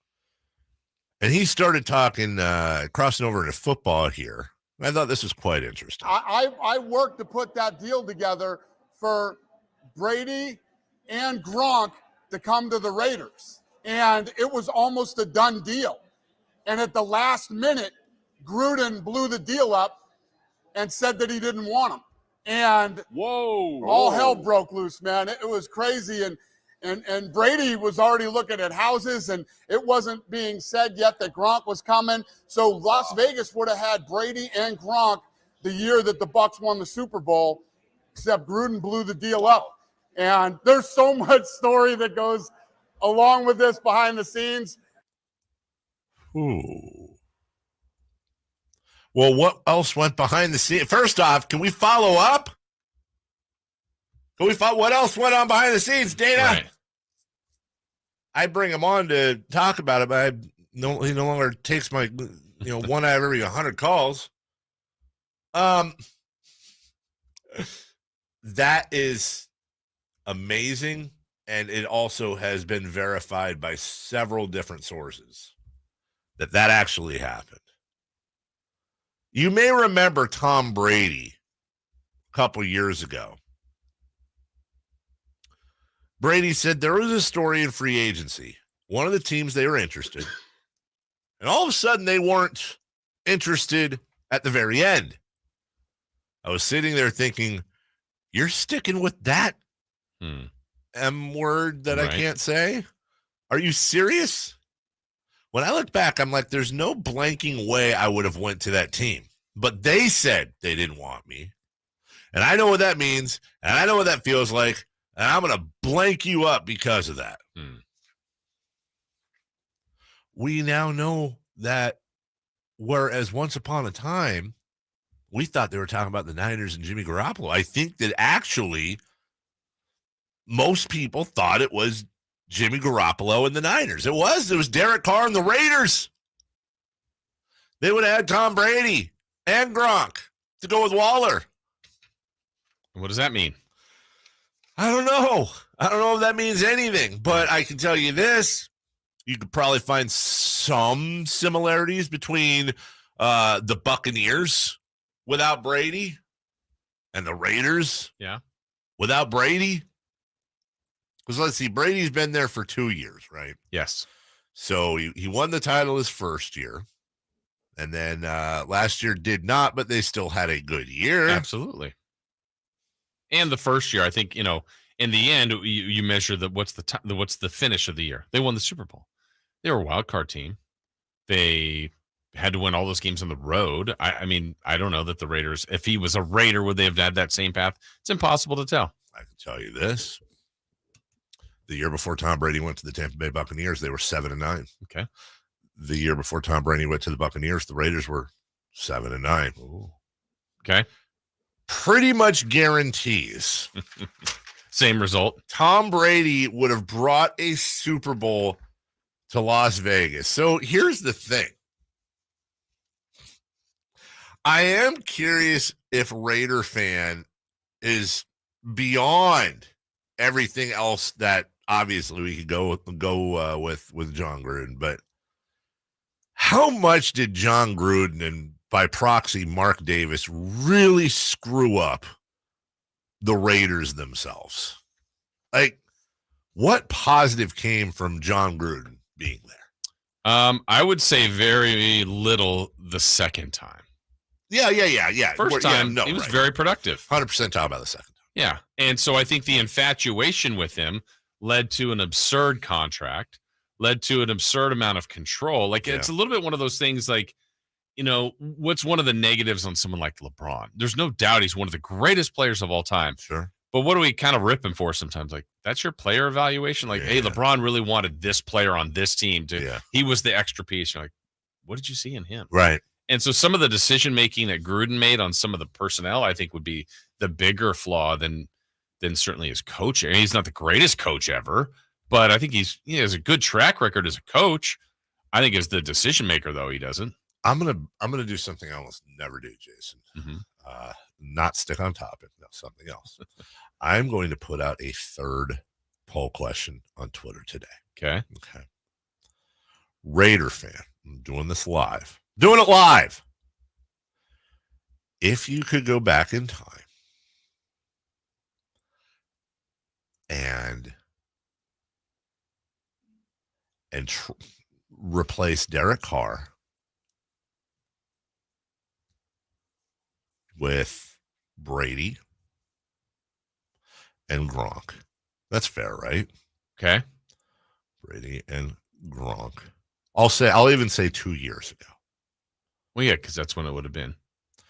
2 years ago. That's a factor, 2020. Yeah. Would you do it?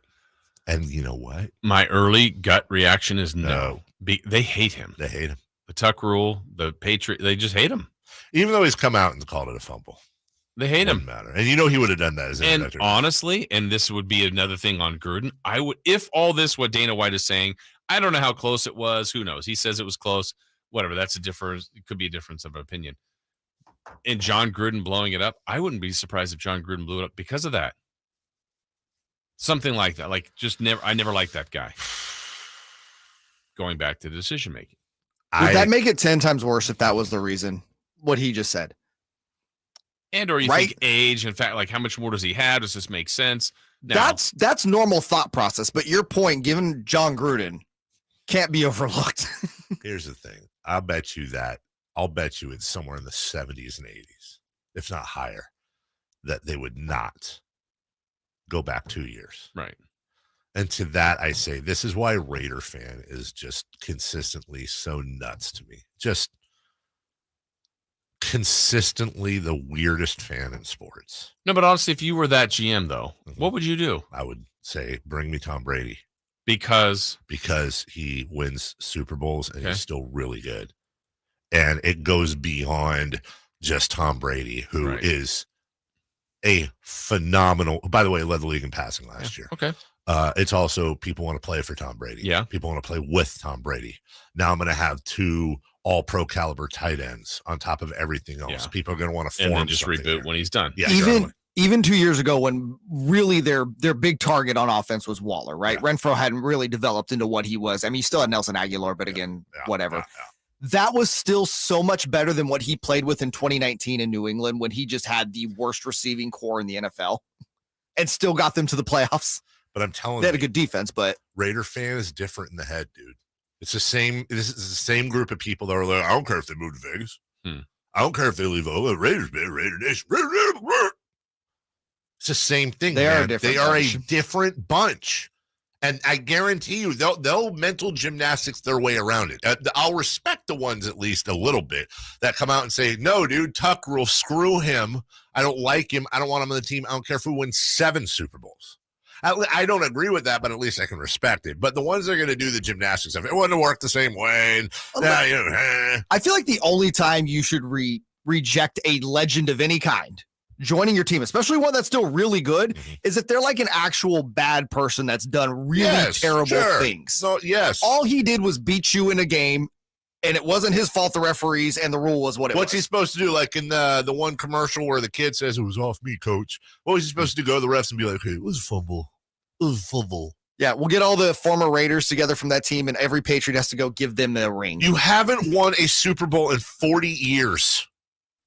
You've moved more than you've won Super Bowls in the last 40 years. Twice. Who cares? I've said it before. Give me a starting lineup of Kobe Bryant, Robert Horry, Spencer Hawes, James Johnson, and pick the guy if the Kings are winning titles. Jason Terry. If the Kings are winning titles, I don't care. You're right. I would party, Jay. Okay. I was going to break. Love me some Raider fan. Dave loves Robert Horry. That's what I heard. Udonis Haslem announced he's returning for his 20th year. Speaking of old athletes, only 2 other players in history have ever done this. We'll tell you who. Could there ever be a King that does this? Remember, King years in a career equals 7. So it's all relative. Yeah. We'll get to that next. Check out the Golf to Go Hour with Frank LaRosa every week on Sactown Sports 1140. Get the latest on equipment, area courses, people that play the great game, and plenty of good conversations about golf. It's the Golf to Go Hour with Frank LaRosa. Wednesday from 6 p.m. to 7 p.m. and Saturday morning from 8 a.m. to 9 a.m. on Sactown Sports 1140. Golf to Go is brought to you by the Hagen Oaks Golf Super Shop, America's most awarded golf facility, and Naturewood Home Furnishings, where it's all about choices and always about quality, and Safe Credit Union. Let us put you first.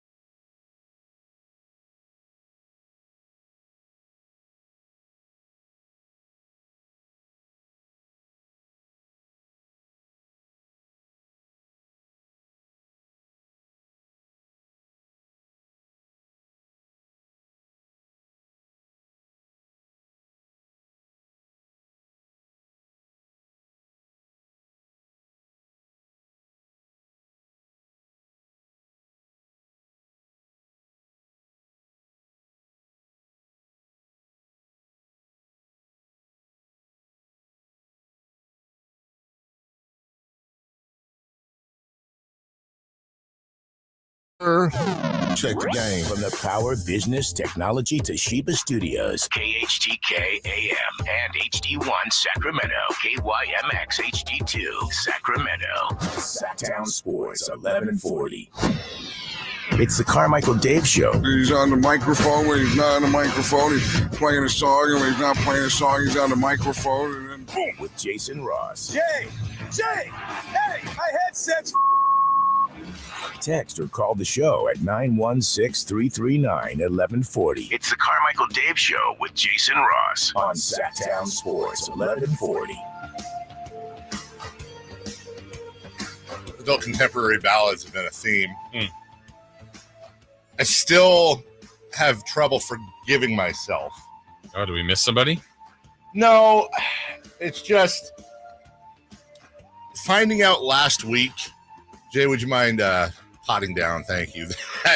The all-time classic, Regulate by Warren G and Nate Dogg, was actually a sample of a Michael McDonald song. I keep forgetting. Yeah. Never put it together. Really? I've heard this song a billion times. Oh. Somewhere in my head. Yeah, Michael McDonald making a case, spawning multiple hits like we talked about with Queen earlier on KHTK. Yeah, like that. Welcome back. Final hour. We're going to talk about Tyrese Halliburton putting the Kings in their own personal Halliburton. We live in, you know what? You could have played something with that too, like basketball hell, basketball hal. Yeah. Yeah, there could have been something done there. Sure. We're going to get to that because he got loose a little bit with the quotes over the weekend. And Jay and I disagree. Jason, we'll figure out where you land on all this coming up in just a few minutes. Udonis Haslem is 42. He is coming back for another. And what you would think is last year with the Heat, but we all thought last year was probably his last year. In fact, I think a lot of people probably thought years ago was his last year with the Heat. Because he doesn't play anymore. No, just to give you the number. He actually played more last year than he had in a while. Udonis Haslem last year averaged 6.4 minutes a game. He did not start. He appeared in only 13 games. And he averaged 2.5 points, 2 boards, 0.3 assists, while shooting 45% from the field. Udonis Haslem, everybody. But understand, this is his 20th year. First off, only 2 other folks have done this in NBA history, playing 20 years for just one team. Now, I know you guys know this because it's on our rundown. I'm going to give everybody out there, don't Google it. Come up with your guesses. I'll just give you about a minute to guess, and then we'll tell you the 2 players, only 2 players, that played 20 years for the same team. Now, with Udonis Haslem, 42, 20th year, 3-time champion. He's played less than 17 games in 100 minutes in each of the last 5 seasons. When you that's bananas, man. Yeah. Because they utilize him for he is, when they say a coach on the floor, well, he doesn't play. He's a coach on the bench, right? A practice guy, veteran leader. And what a unique career. Undrafted. Same team, productive, but that's the kind of guy, that might have been the journeyman that's playing for his 12th team. Yeah. But he's on one team. He is 100% the type of dude. You said it perfectly, that by now would have played for 17 teams. Because he hasn't signed yet, I can't tell what he made. I gotta think. I gotta think it's not a ton. I'll try to look somewhere, million, 2 million something. But yeah, last year he made $2.5 million. And he took up a roster spot. Yeah. But here's the thing, and here's why I love it. Because when you're Pat Riley in Miami Heat, you get a pat on the back. Because what you cannot quantify, and you kind of hinted at that, is, we always talk about Heat culture. Yeah. Miami's always good. They're pretty much always good and always in the realm of contending. Yeah. Obviously, there's something Udonis Haslem brings, and I'll harken back to last year. Remember when he got in Jimmy Butler's face, when Jimmy Butler got in Eric Spoelstra's face, and Haslem, a bench situation, got right in front of the crowd, in front of everybody, and got right in front of his coach, and they damn near came to blows. Haslem is Spoelstra's muscle. Yeah. That's there you go. He is, because Spoelstra is one of those coaches, by the way, that really beat the curve. Video coordinator, one of the first to make that run. And you look at Eric Spoelstra, and you don't see basketball player. In fact, I think there's a misnomer that he never played high-level basketball. It's one of my favorite / least favorite fun facts / very unfun fact. But if you look at the famous picture, I've said this before on the air, of Hank Gathers dunking before in the tournament, the league tournament, before going back up the floor and then eventually collapsing at midcourt, and then of course passing away. When you look at that photo of him getting that alley-oop, it's Loyola Marymount playing Portland State, and if you Google it, you see Eric Spoelstra, who was playing for Portland State at the time, effectively getting dunked on by the late Hank Gathers. Like, he did play, but that's not, I think, necessarily where he gets it as a coach. It's that synergy between Pat Riley, and I'm old enough to remember, Jay, I know you're old enough to remember, and other Jay, I know you're old enough almost to remember, and if not, you watch videos on it, where Eric Spoelstra was supremely overrated. He wasn't a great coach. It was just because he had Ray Allen and Chris Bosh and LeBron James, and he could coach his way out of a paper bag. And now he's basically second to Popovich. And wasn't it year one of the LeBron James Heatles experiment that LeBron wanted him out, and Pat Riley was like, nah. No. And Pat Riley stepped in on LeBron James in all of his LeBroniness. There was no more powerful version of LeBron James than the 2 years after the decision with Jim Gray and the Miami Heat and the Heatles. Not one, not two, not three. That was the peak of the LeBronomaniacs. And Pat Riley, who when he drives around has to put his cojones in the passenger seat. They're so huge. They carpool? Yeah, I think so. They actually can go in the carpool lane. Counts as 3 separate people. Pat Riley stands in front of LeBron and says, yeah, no, that's not happening. I'm choosing this video coordinator. And by the way, today's day and age, Rich Paul would have had LeBron out of there. Yeah. He would have had LeBron would have requested a trade, blah, blah, blah. And Eric Spoelstra's made it through. So Udonis Haslem is that guy, right? Obviously. And the Kings have never, ever, ever had anything remotely close to that. No one's ever played 8 full seasons in Sacramento, which is insane. Jason Thompson got 7, right? He was in 7. Mitch, Peja, 7.5.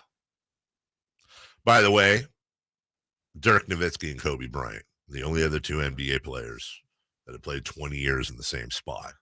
He'd have to retire his number, right? Yes. Okay. And it's going to be one of those Robert Horry-esque retirement. Yeah. Games played. He is the all-time leading rebounder. Got the titles there, but it's like he's Heat culture. Yeah. Yes. Back to Jason's question though. With the Kings, it would more likely be which case? A superstar spending 20 years in Sacramento, a la Dirk or Kobe, or I don't want to say journeyman because he didn't really journey anywhere other than Miami, but a role player spending 20 plus years. What's the more likely Sacramento scenario? Honestly, I would say a role player. Jason? Well, I think we got a shot at this happening. Well, not 20 years, but you think Fox breaks it? I don't. So he's in year 6. You don't think he gets through 8 full seasons? I don't. Okay. I don't. I'd be fine with it. Fox truthers, relax. I'm just saying if I bet money, I'd say no. I say this season will be the quote unquote, for lack of a better term, make or break year, whether or not he does. And I'm here to say, God, I hope he's here for 15 years. If he balls out this year and they're good, yes, I say he actually breaks it. I agree with you 100%. I do. I hope that's the case. I truly do. Just saying, if I'm betting money, is a year and 2 years? No. That's just the shelf life. Right. Just shelf life here. Now, he is I mean, when you think about it, what would we say here? Mitch was really the first star we had. Yeah. Before that, what? Theus? Reggie Theus, yeah. Okay. Said Mitch was a different level. Maybe Danny Ainge, but no, Danny was an all-star. So was Reggie. Neither. But was Kings. Danny an all-star? Yeah. Yeah, he had one all-star. I was like, Danny was an all-star with the Tisdale was a pretty high level player. He was. Yeah, but he wasn't a star. Yeah, I would say Tizzy was like better than Theus, but not Richmond. Ooh. Well, let's be honest. I mean, apologies to Tyreek, apologies to Isaiah, and maybe even apologies to Kevin Martin. But wouldn't you say the holy? Well, okay. Hold on. Let's just real quick. Thought exercise. Mitch Weber. What are these? Cousins, Fox. Best players in Kings history? Yeah. And now I'm looking at Baby Vlade, Peja. Mm-hmm. Ron. I don't know if he gets that high though. And I'm a Ron guy. And then you've got your pantheon of like Bibby, Miller, Vlade, Kevin Martin. Yeah. Let me ask you this. De'Aaron Fox better king than Kevin Martin? Not right now. Is that because of team success to you? No, I mean, Martin was only on the team, for the last 2 playoff teams, and he only factored into one of them. So you don't think De'Aaron Fox is a better player than Kevin Martin? I think he's a better player. You said better king. Oh, okay. Kevin had some big games in Sacramento. I think people forget that. Oh no, that is a forgotten. That's what I'm saying. It's team success though that separates it, really more than anything. Neither of yes them and been no, successful. though. But like I would say this, like Mitch Richmond really had like a De'Aaron Fox type career. Yeah, or De'Aaron had a Mitch Richmond type career. Yes, but Mitch made all-star teams. That's a big difference. I think De'Aaron's played like one statistically though. And this is De'Aaron's 6th year. Yeah. I would just put this out there because I continue with the thought that in the end we may look back and think of De'Aaron Fox and the Kings as to Monte Ellis and the Warriors in that period. Monte Ellis played 7 seasons for the Warriors, averaged 22 points after averaging 25 and 24 the 2 years prior. It's right there historically at that shelf life. We will take a break. All right. Tyrese Halliburton got loose over the weekend about the Kings. We've got the quotes in just 1 minute. You want more Kings coverage? Sactown Sports 1140's giving it to you. You know, you'll be watching and thinking, man, like, I guess Keegan, he's maybe not as good today. And then you look up and he's got, 12 and 8, and it's, the second quarter, and he is just so calm, so efficient. I think it's absolutely what Sacramento needs. I think there's this sense that something special is starting to fall into place. Log on to SactownSports.com for exclusive content. SactownSports.com.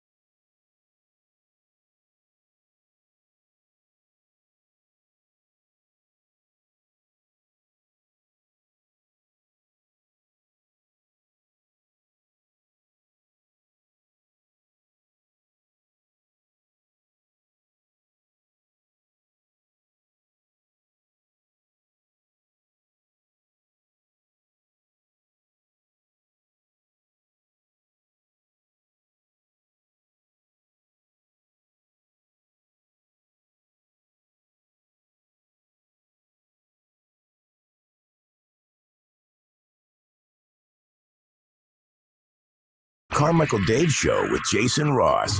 Text or call the show at 916-339-1140 on Sactown Sports 1140.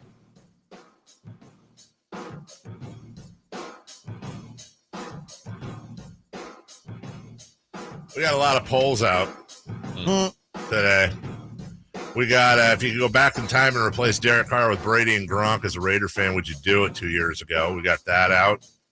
Did you know the Alamo Dome was still around? We got that one out. And then I guess technically this wasn't a poll. I just said, is Peter Cetera the essential 80s adult contemporary voice? Ballad voice.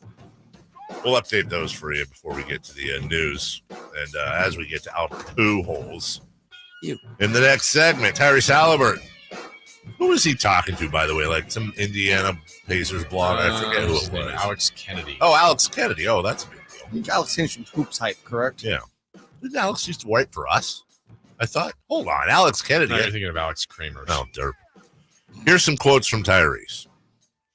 Quote. It's funny.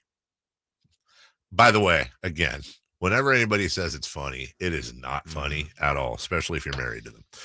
The other day, I was just writing down regrets. Easy there, Jay. Good job, Dave. Regrets I have in my life, unfulfilled expectations, and resentments. And the only resentment I could come up with in my life right now is the Sacramento Kings. Ouch. And it's like, I don't want to hold on to that. If I'm being completely honest, that trade has been such a blessing for me.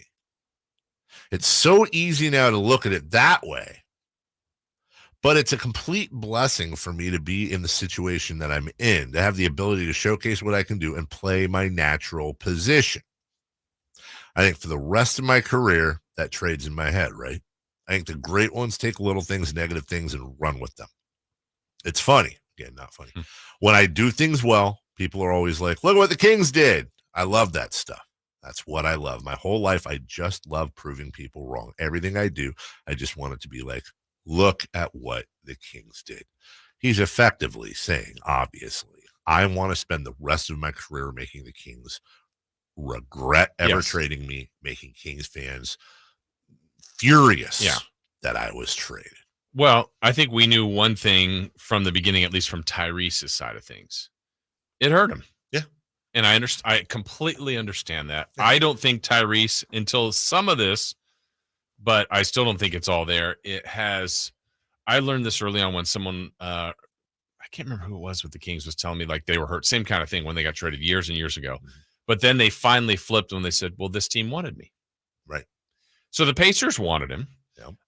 And I think he's still looking at it as like the Kings didn't want him. That's not the case. Sure. The Kings made a trade that they think made themselves better. I don't think Monty McNair woke up that day and go, you know what I want to do is I want to get rid of Tyrese Halliburton. Monty drafted Hates him. I think he's always liked him. I think if he could come back to the Kings, he would do it. Sure. But he got himself a young, proven center that will now be judged on Monty's resume, on Tyrese's resume, on Sabonis's resume, by us, by everybody. And they'll be able to, people will judge it the rest of time, I guess. But Halliburton has not gotten over that. Maybe that's healthy for him. At first, I didn't think it was. Yeah. Because it bothered him. And I understand that, but he's still talking about it. Sure. Year and a half later, Jay. Yeah. Well, it's not quite a year and a half later. Well, no, it's not even 6 a year. months Yeah, later. you're right. I get it. I get everything Jason said is correct. He was hurt, blah, blah, blah, blah, blah. They wanted me, blah, blah, blah, blah, blah.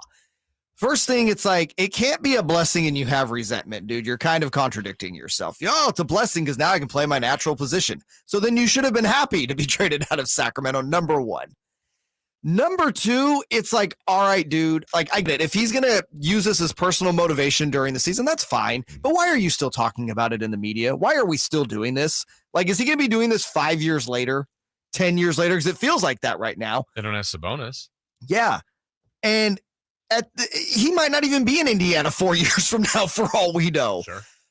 I have never, it's just annoying at this point. The woe is me, they traded me is so annoying. I haven't had a former player come back to Sacramento.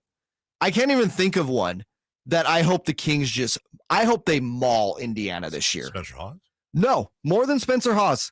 Like, I hope De'Aaron Fox puts up a 40 spot on Tyrese Halliburton. Are you saying you dislike Tyrese Halliburton more than you ever disliked Spencer No, Hawes? Spencer Hawes was more like, you're just a jerk. This is different. This is like the whiny. It's very, he's whining.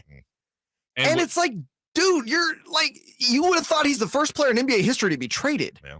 The amount of whining he's doing. I hope De'Aaron Fox puts 40 on him this year. And I know Jay brought up a player before the show, which I think is a good case study for Kingston. Like Jay Will, one of the most wildly popular Kings ever. Sure. Wasn't here that long. No. Tyrese is really popular. Yes. He was here just over a year. Yeah. And I feel like however long his career, hopefully he has a great career. But I think a lot of people like, hang on to Tyrese being here.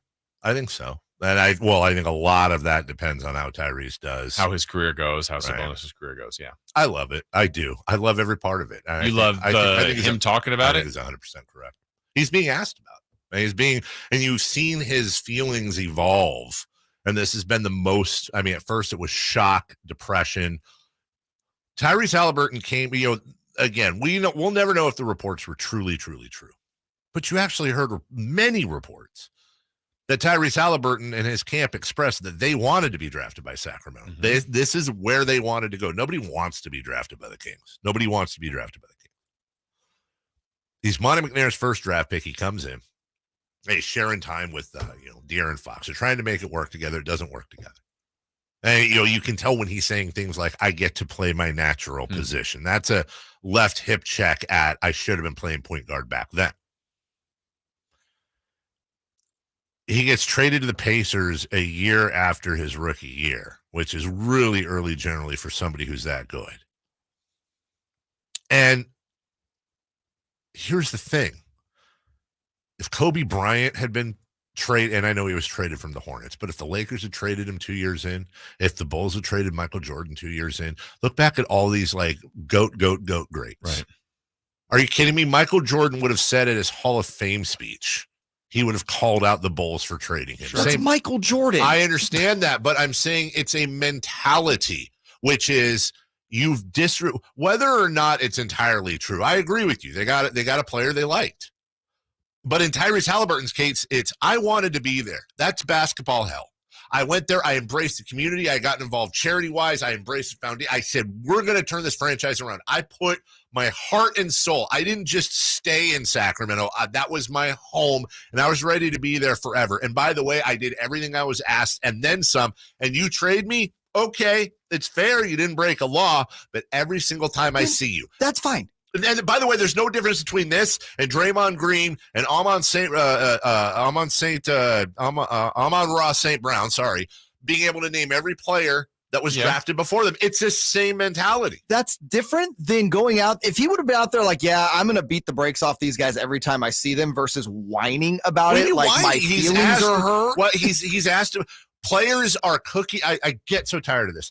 Players give these cookie cutter Derek Carr answers all the time. And it's like, oh, they're robots. And then Tyrese has been like but open. That's not what I'm advocating for. Honest, but he's being asked a question. He's not going out and holding a press conference to talk about how the Kings are lame. He's being he already did that when he got to Indiana. If he does that, well, they call the PC. But if he does that, let's talk. They're asking him. He's answering. He has every right to want to kick the Kings in the neck. Say that instead of whining that they traded me. You think he's doing this in 3 years? I think it's going to have the same effect. I think it's going to have the same timeline as LeBron answering questions about playing at Arco Arena where it all started. Right. Yeah. 20 years from now, Tyrese is a vet. It'll be, it'll at some point. Tyrese is on his 6th team. Tyrese will be 43 here, and they'll be like, hey, he's like, that faded a while ago. I mean, remember, too, this is a young kid who got dumped. He got dumped. Is that what this is? Well, that's really? how he's treating it. He's treating it like he got dumped. And you know what? We can all personalize it. I'll personalize it. I don't have a press conference about it, but I have an ex-girlfriend I was in love with that dumped me a long time ago. It was the most devastating thing I've ever dealt with in my life to that point. All I wanted to do, I prayed to God and Jesus, please come back. I'll never love again. You know what's the difference? Huh. You didn't have a multi-million-dollar contract to fall back on. You know what? If I could add a press conference, I would. And now, by the way, I look at her life. I'm not going to lie. I look at her life, and I'm like, oh, God, thank you. And that's going to be Tyrese Halliburton. Thank you.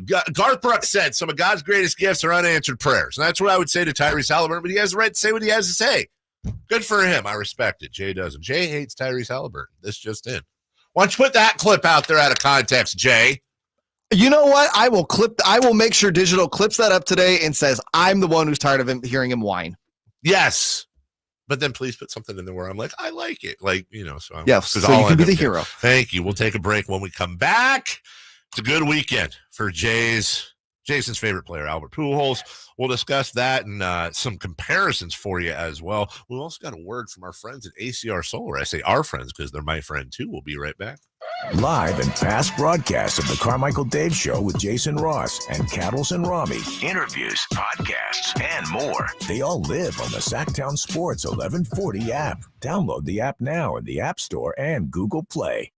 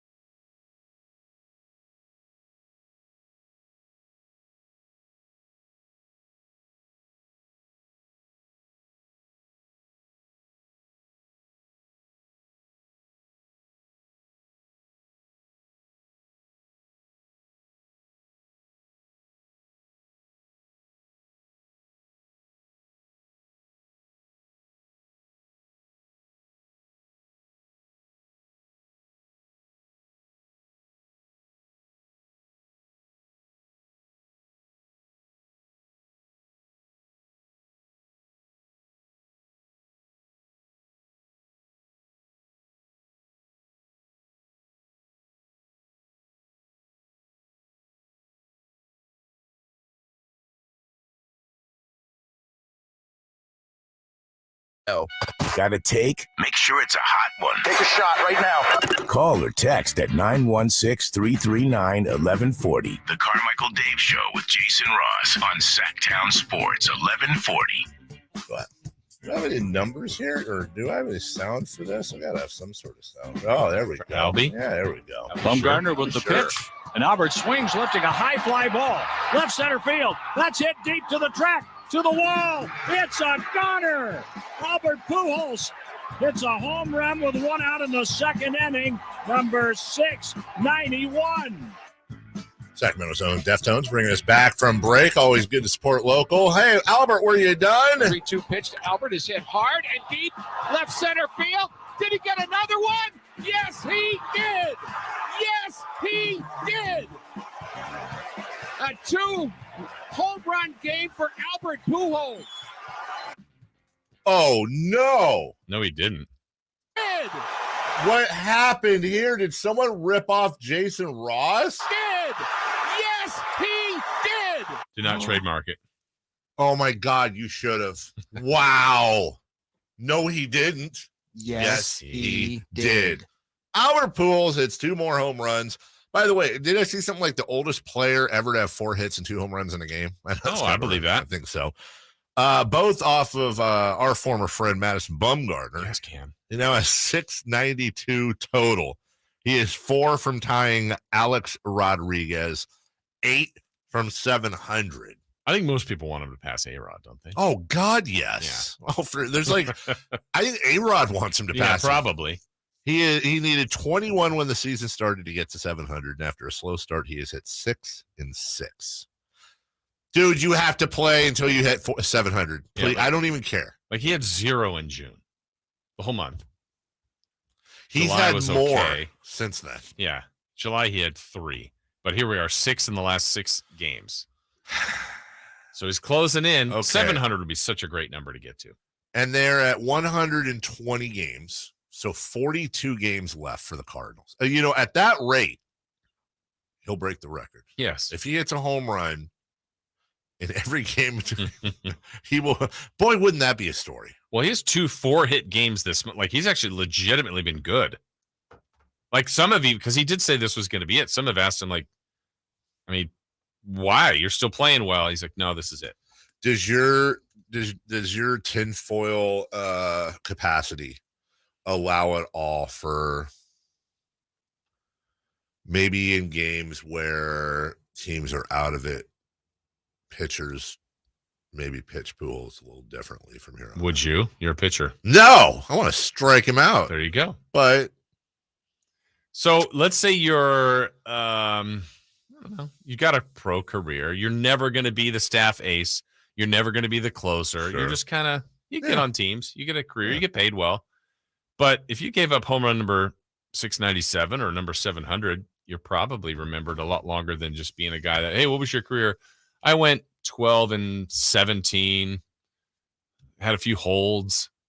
Like, there's no substantial thing. I forget the guy's name already. Bassick or whatever. They gave up Bonds. Yeah. So at least like that kind of career. But he's historic in the fact that he gave up. If Major League Baseball offered like $100,000 bounty for every home run given up to the pitcher, that would be unethical, right? Yes. Okay. What if Albert did? Give you $100,000 if you just serve. Well, he needs how many? 8? 8 for 700, and 4 to tie A-Rod. It's $800,000. Yeah, you can afford that.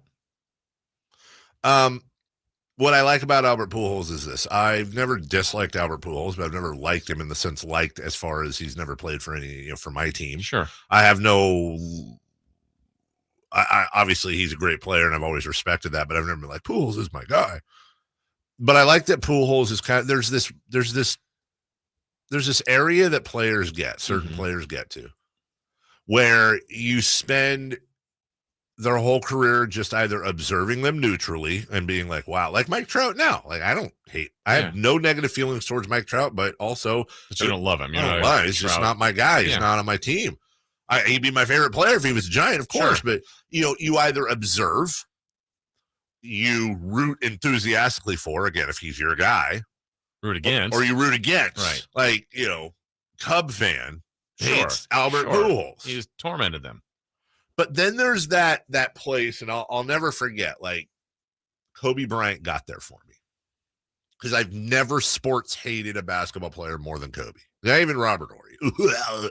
Like, not even Robert Horry. I can't say his name. Because Kobe ripped our hearts out so many times. Yeah. But yet there was always the, like, you know, like the little kid at the Jeter thing with the respect hat. But then when Kobe's final year rolled around and he had his, like, little goodbye tour, you know, I went, you know what? This guy's retiring, and I want to savor his, like, now is where I'm going to be like, I got to respect you, dude. Yeah. A lot. 100% with you on that. I know when he came through here, it was an emotional night. And I think I could have this flip-flopped. Either the Kings were up big or the Lakers were up big. And Kobe, like, took the shoes off and was icing. Yeah. And maybe it was the Kings were up big and the Lakers were coming back, and there was a lot of thought, like, put Kobe back in. But I think once he had already started that process, he was done. It's like, man, like, I would like to see him play. Or his last game, where he scored 60 and took all of the shots in the fourth quarter. Rooting for him. But then D'Angelo Russell took one. I'm like, what are you doing? What are you doing? I don't want to watch you shoot. Yeah, go tattle on somebody. Let him give the ball to Kobe. And I'm like, why am I so invested in Kobe right now? Because you knew it was coming to an end. Didn't Kobe get a standing ovation here? Yeah. He got a standing ovation in Sacramento. And I say we, but people here just hate everything about the Lakers, hated him. Yes. But it's like, I'm one of them. He's leaving. Yes. Like, all right. We're done now. That's how it should be. Good work. So Poole's saying this is last year, and it's kind of like a farewell tour. Yeah. But you and I were talking before the show. We're both kind of in that end of that generation, at least. We were young, but like I remember Kareem Abdul-Jabbar's farewell tour. Too. Yeah. I remember, I want to say he got a rocking chair I know he got a rocking chair somewhere. I want to say he got a Harley somewhere. I definitely remember the rocking chair. Yeah. And I might be mixing up some other farewell tour, but I'm trying to think of, like, all-time farewell tours of our generation. Like Kobe had one. Yes. Kobe had one. According to Draymond Green, Paul Pierce was never going to have one because they don't love you like that. Yeah. Jeter definitely had one. That's right. Jeter was Jeter a real, like, LeBron, unless LeBron just pulls a Tim Duncan, you know, and just leaves. Yeah, I don't think we know, right? LeBron hasn't, he just signed Krzyzewski. Yep. There was one. Yes. Like, who right now in basketball, for like, LeBron gets a right? Steph would, if he said, I'm playing X amount more, and that was the final year with the war, you know, he would. You know, he's really well liked. You will be the most entertaining one would be KD's farewell tour. I don't think he better say. I think he just better retire whenever it's done. How many on to the next chapter signs? Yeah. Baseball, it's Pujols. Right now, yeah. As a Giants fan, probably the closest thing for me would be Clayton Kershaw. Like, as far as someone you just didn't like, you don't like the Dodgers, but the A came through. Like, I can't even say that. I've never There is no part of me that would dislike Clayton Kershaw if he wasn't a Dodger. But he's a Dodger. Yes, he's a Dodger, so I hate him. But, like, I don't hate him. Like, I really like him. I pulled up a list of the best gifts given on farewell tours. But he's stupid. What? Go ahead. Okay, so you ready for these? Yes. Jason, you'll love this one. Mariano Rivera's Sandman tribute. Yeah. What an entrance. But they actually made a tribute to him out of sand, which is great. They? Yes. That's fantastic. Randy Moss, a Super Bowl loss with the 49ers. Ouch. Derek Jeter's Subway Series cake. Chipper Jones got a cowboy hat from the Braves. Larry.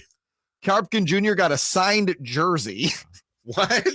I don't know what. The Mariners gave him a signed jersey. That's great. Nice. Thank you. The Marlins gave Bobby Cox a whole bunch of nothing, according to this.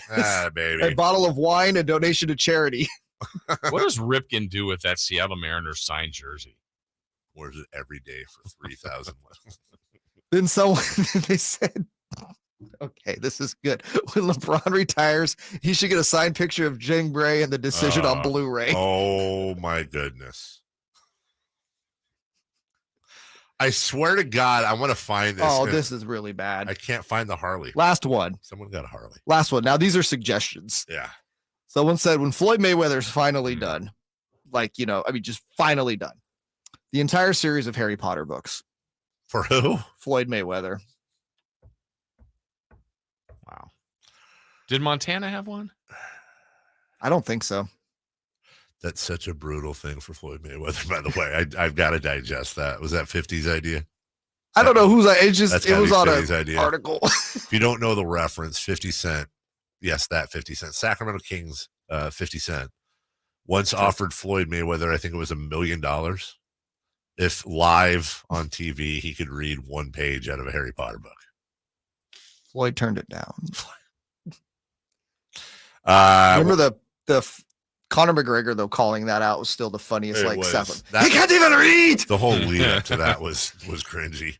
I want to call out Chris Platts on YouTube. Welcome in, Chris. Trying to correct me, saying that we came back to it wasn't Deftones, it was Cake. Nah, go back and listen, buddy. Yeah, that was 100% Deftones. Rewind We will take a break. When we come back, we'll update you on our polls.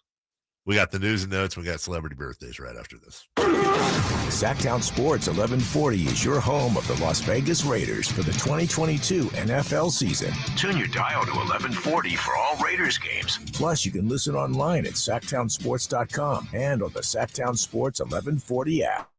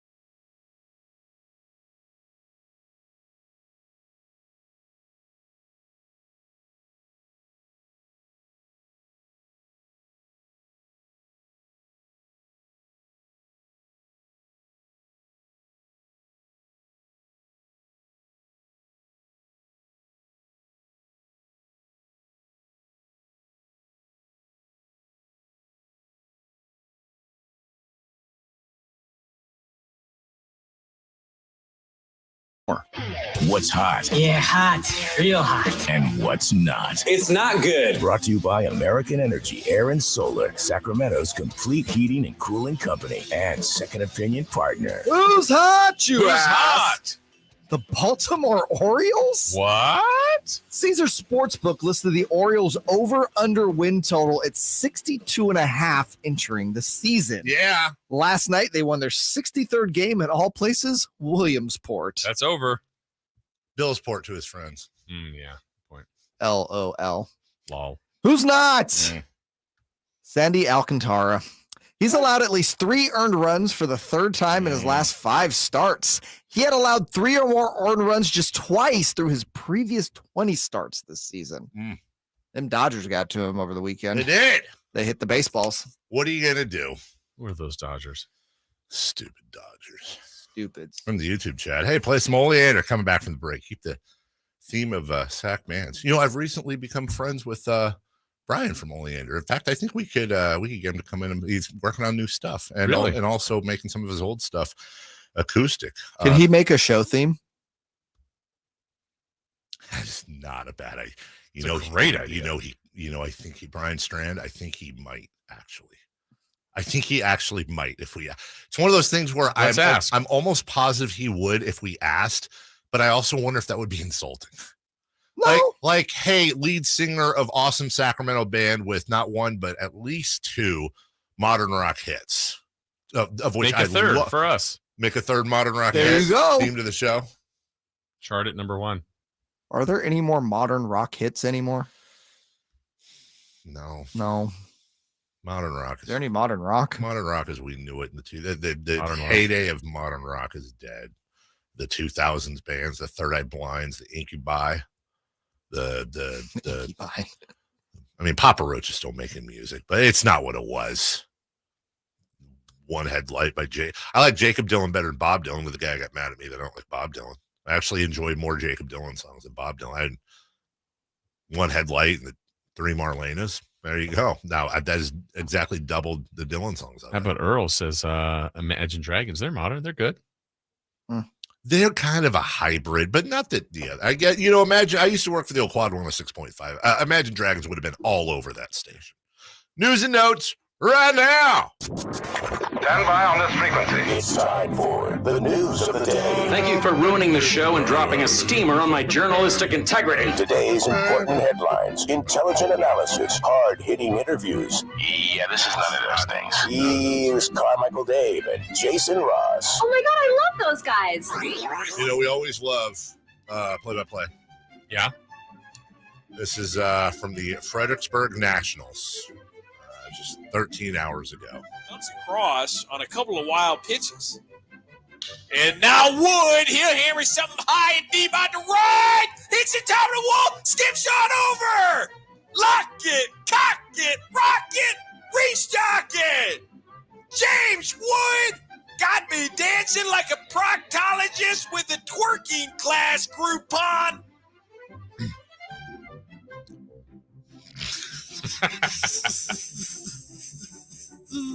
I think if it ended at the first one. You didn't like the, what would that technically be, a simile?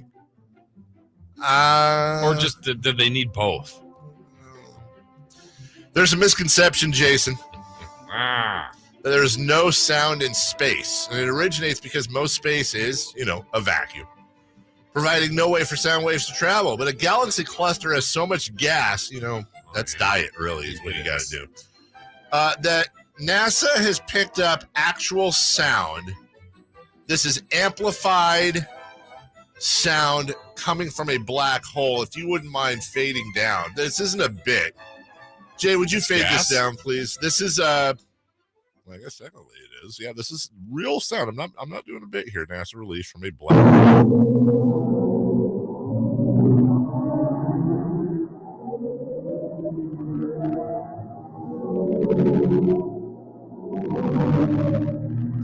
Okay, is it just me, or is this the part of the movie?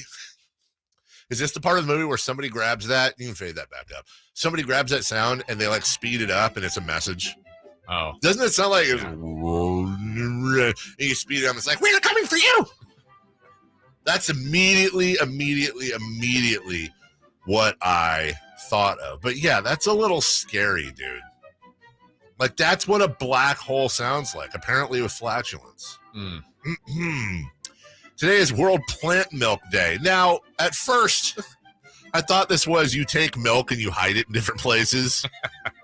That's not what it is. It's, you know, it's milk that comes from plants. Does almond milk count as plant milk? Yes, it does. Almond, cashew, coconut, hemp, oat, soy, quinoa, and flaxseed. I'll take almond milk, coconut milk. I'm actually making something with coconut milk tonight. It's a Thai dish. And soy milk. I like me some, I always have some chocolate almond milk in my fridge. Really good. It actually really is very good. How about buttermilk? Buttermilk I use for three things. If I make four things. Wait.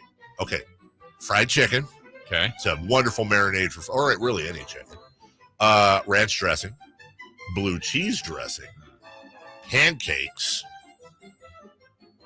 Oh, and biscuits. Okay. Not a fan of blue cheese dressing. Most aren't, and I respect it. I do enjoy blue cheese dressing. Hated it growing up. Okay. But my dad would always order blue cheese. I'm like, it smells like feet, Dad. And now I'm like, it smells like feet, but it's good. But good feet. Yeah, good feet. That's hey, shout out, Asia. National Surgical Oncologist Day. Okay. Never Been Better Day. The hell is that? Bean or bin? Bean, B-E-A-N, and it encourages you to love your pets. Not like that. You know, enjoy your pets. Oh, because it's named after Bean, who was a therapy dog. All right. Okay. I was like, wow, what Bean? Like Mr. Bean? National Pecan Tort Day. Never had pecans, but okay. National Tooth Fairy Day. Let me tell you something. My kids have had to according to my children, the Tooth Fairy is extremely unreliable, constantly late, busy all the time, and very inconsistent. Wow. The amount of times that my kids upbringing for you. Yeah, it's rough. Tooth Fairy, Mr. House? Well, like the kids will they lose a tooth, and, you know, you put the tooth in the instructions are this. Put the tooth in a Ziploc bag. Really? Because the Tooth Fairy takes them and then gives them to mommy to save. Okay. And then you put it under your pillar, and then you wake up and there's money. Now, here's the thing. I've got friends that give their kids $20 a tooth, and I'm thinking, what's up, Warbucks? Wow. We give a $20. I would have taken all my teeth out. I got nothing. With a hammer. Right, exactly. I got nothing but, let's put it this way, my Tooth Fairy leave-ins growing up all jingled. Now, you were a quarter kid? I thought I was going overboard because we do $1 a tooth. Excuse me, the Tooth Fairy does $1 a tooth. Does $1 a tooth. I had to look at the clock. My kids are 14 and 13. We did $1 a tooth and Really? $5 for a molar. Yeah, we did $5 a tooth because of inflation. Speaking of hard out here for the children. Breaking by the way, breaking news at my house. My daughter was in my son's room over the weekend and opened up his little computer desk drawer and found $785 in gift cards that he's acquired pretty much his entire life. Okay. He's never used one. I'm not far off from your kid. We were doing a house cleaning like a couple years ago. What a weirdo. I think I had almost $200 in unused movie passes. Well, you're an adult, though. I know. What child? Like 500 of them was Amazon. You can get it anywhere. I hope you kept those. No, here's what happens. That's buying daddy's new kitchen gadget. Here's what close. Avery scams Mason into giving her an Amazon card and a Barnes & Noble card. Oh, I don't need them. I said, what do you give them away for? You know, mommy steals your cash. The women in our household are a bunch of dirty thieves. Got to watch them. You got to try to give them back. One day Magoo is going to be fresh out of college. He's going to be super smart. Someone's going to offer him like a $125K job right out of college. He's going to be like, I told him just to give me 55. I don't need the extra cash. I have everything I need. I thought I'd intern first. I live at home. I don't need all of it. I just need cheeseburgers. We talked about that I've budgeted for those. When and if he gets married, it's going to be like if a robot got married. Be like, do I need this? Can she cook? How about laundry? must marry. That's it. It will be for no other Checks reason all whatsoever. boxes. What a weird ball. Seriously. Yeah, your future daughter-in-law is going to be like the most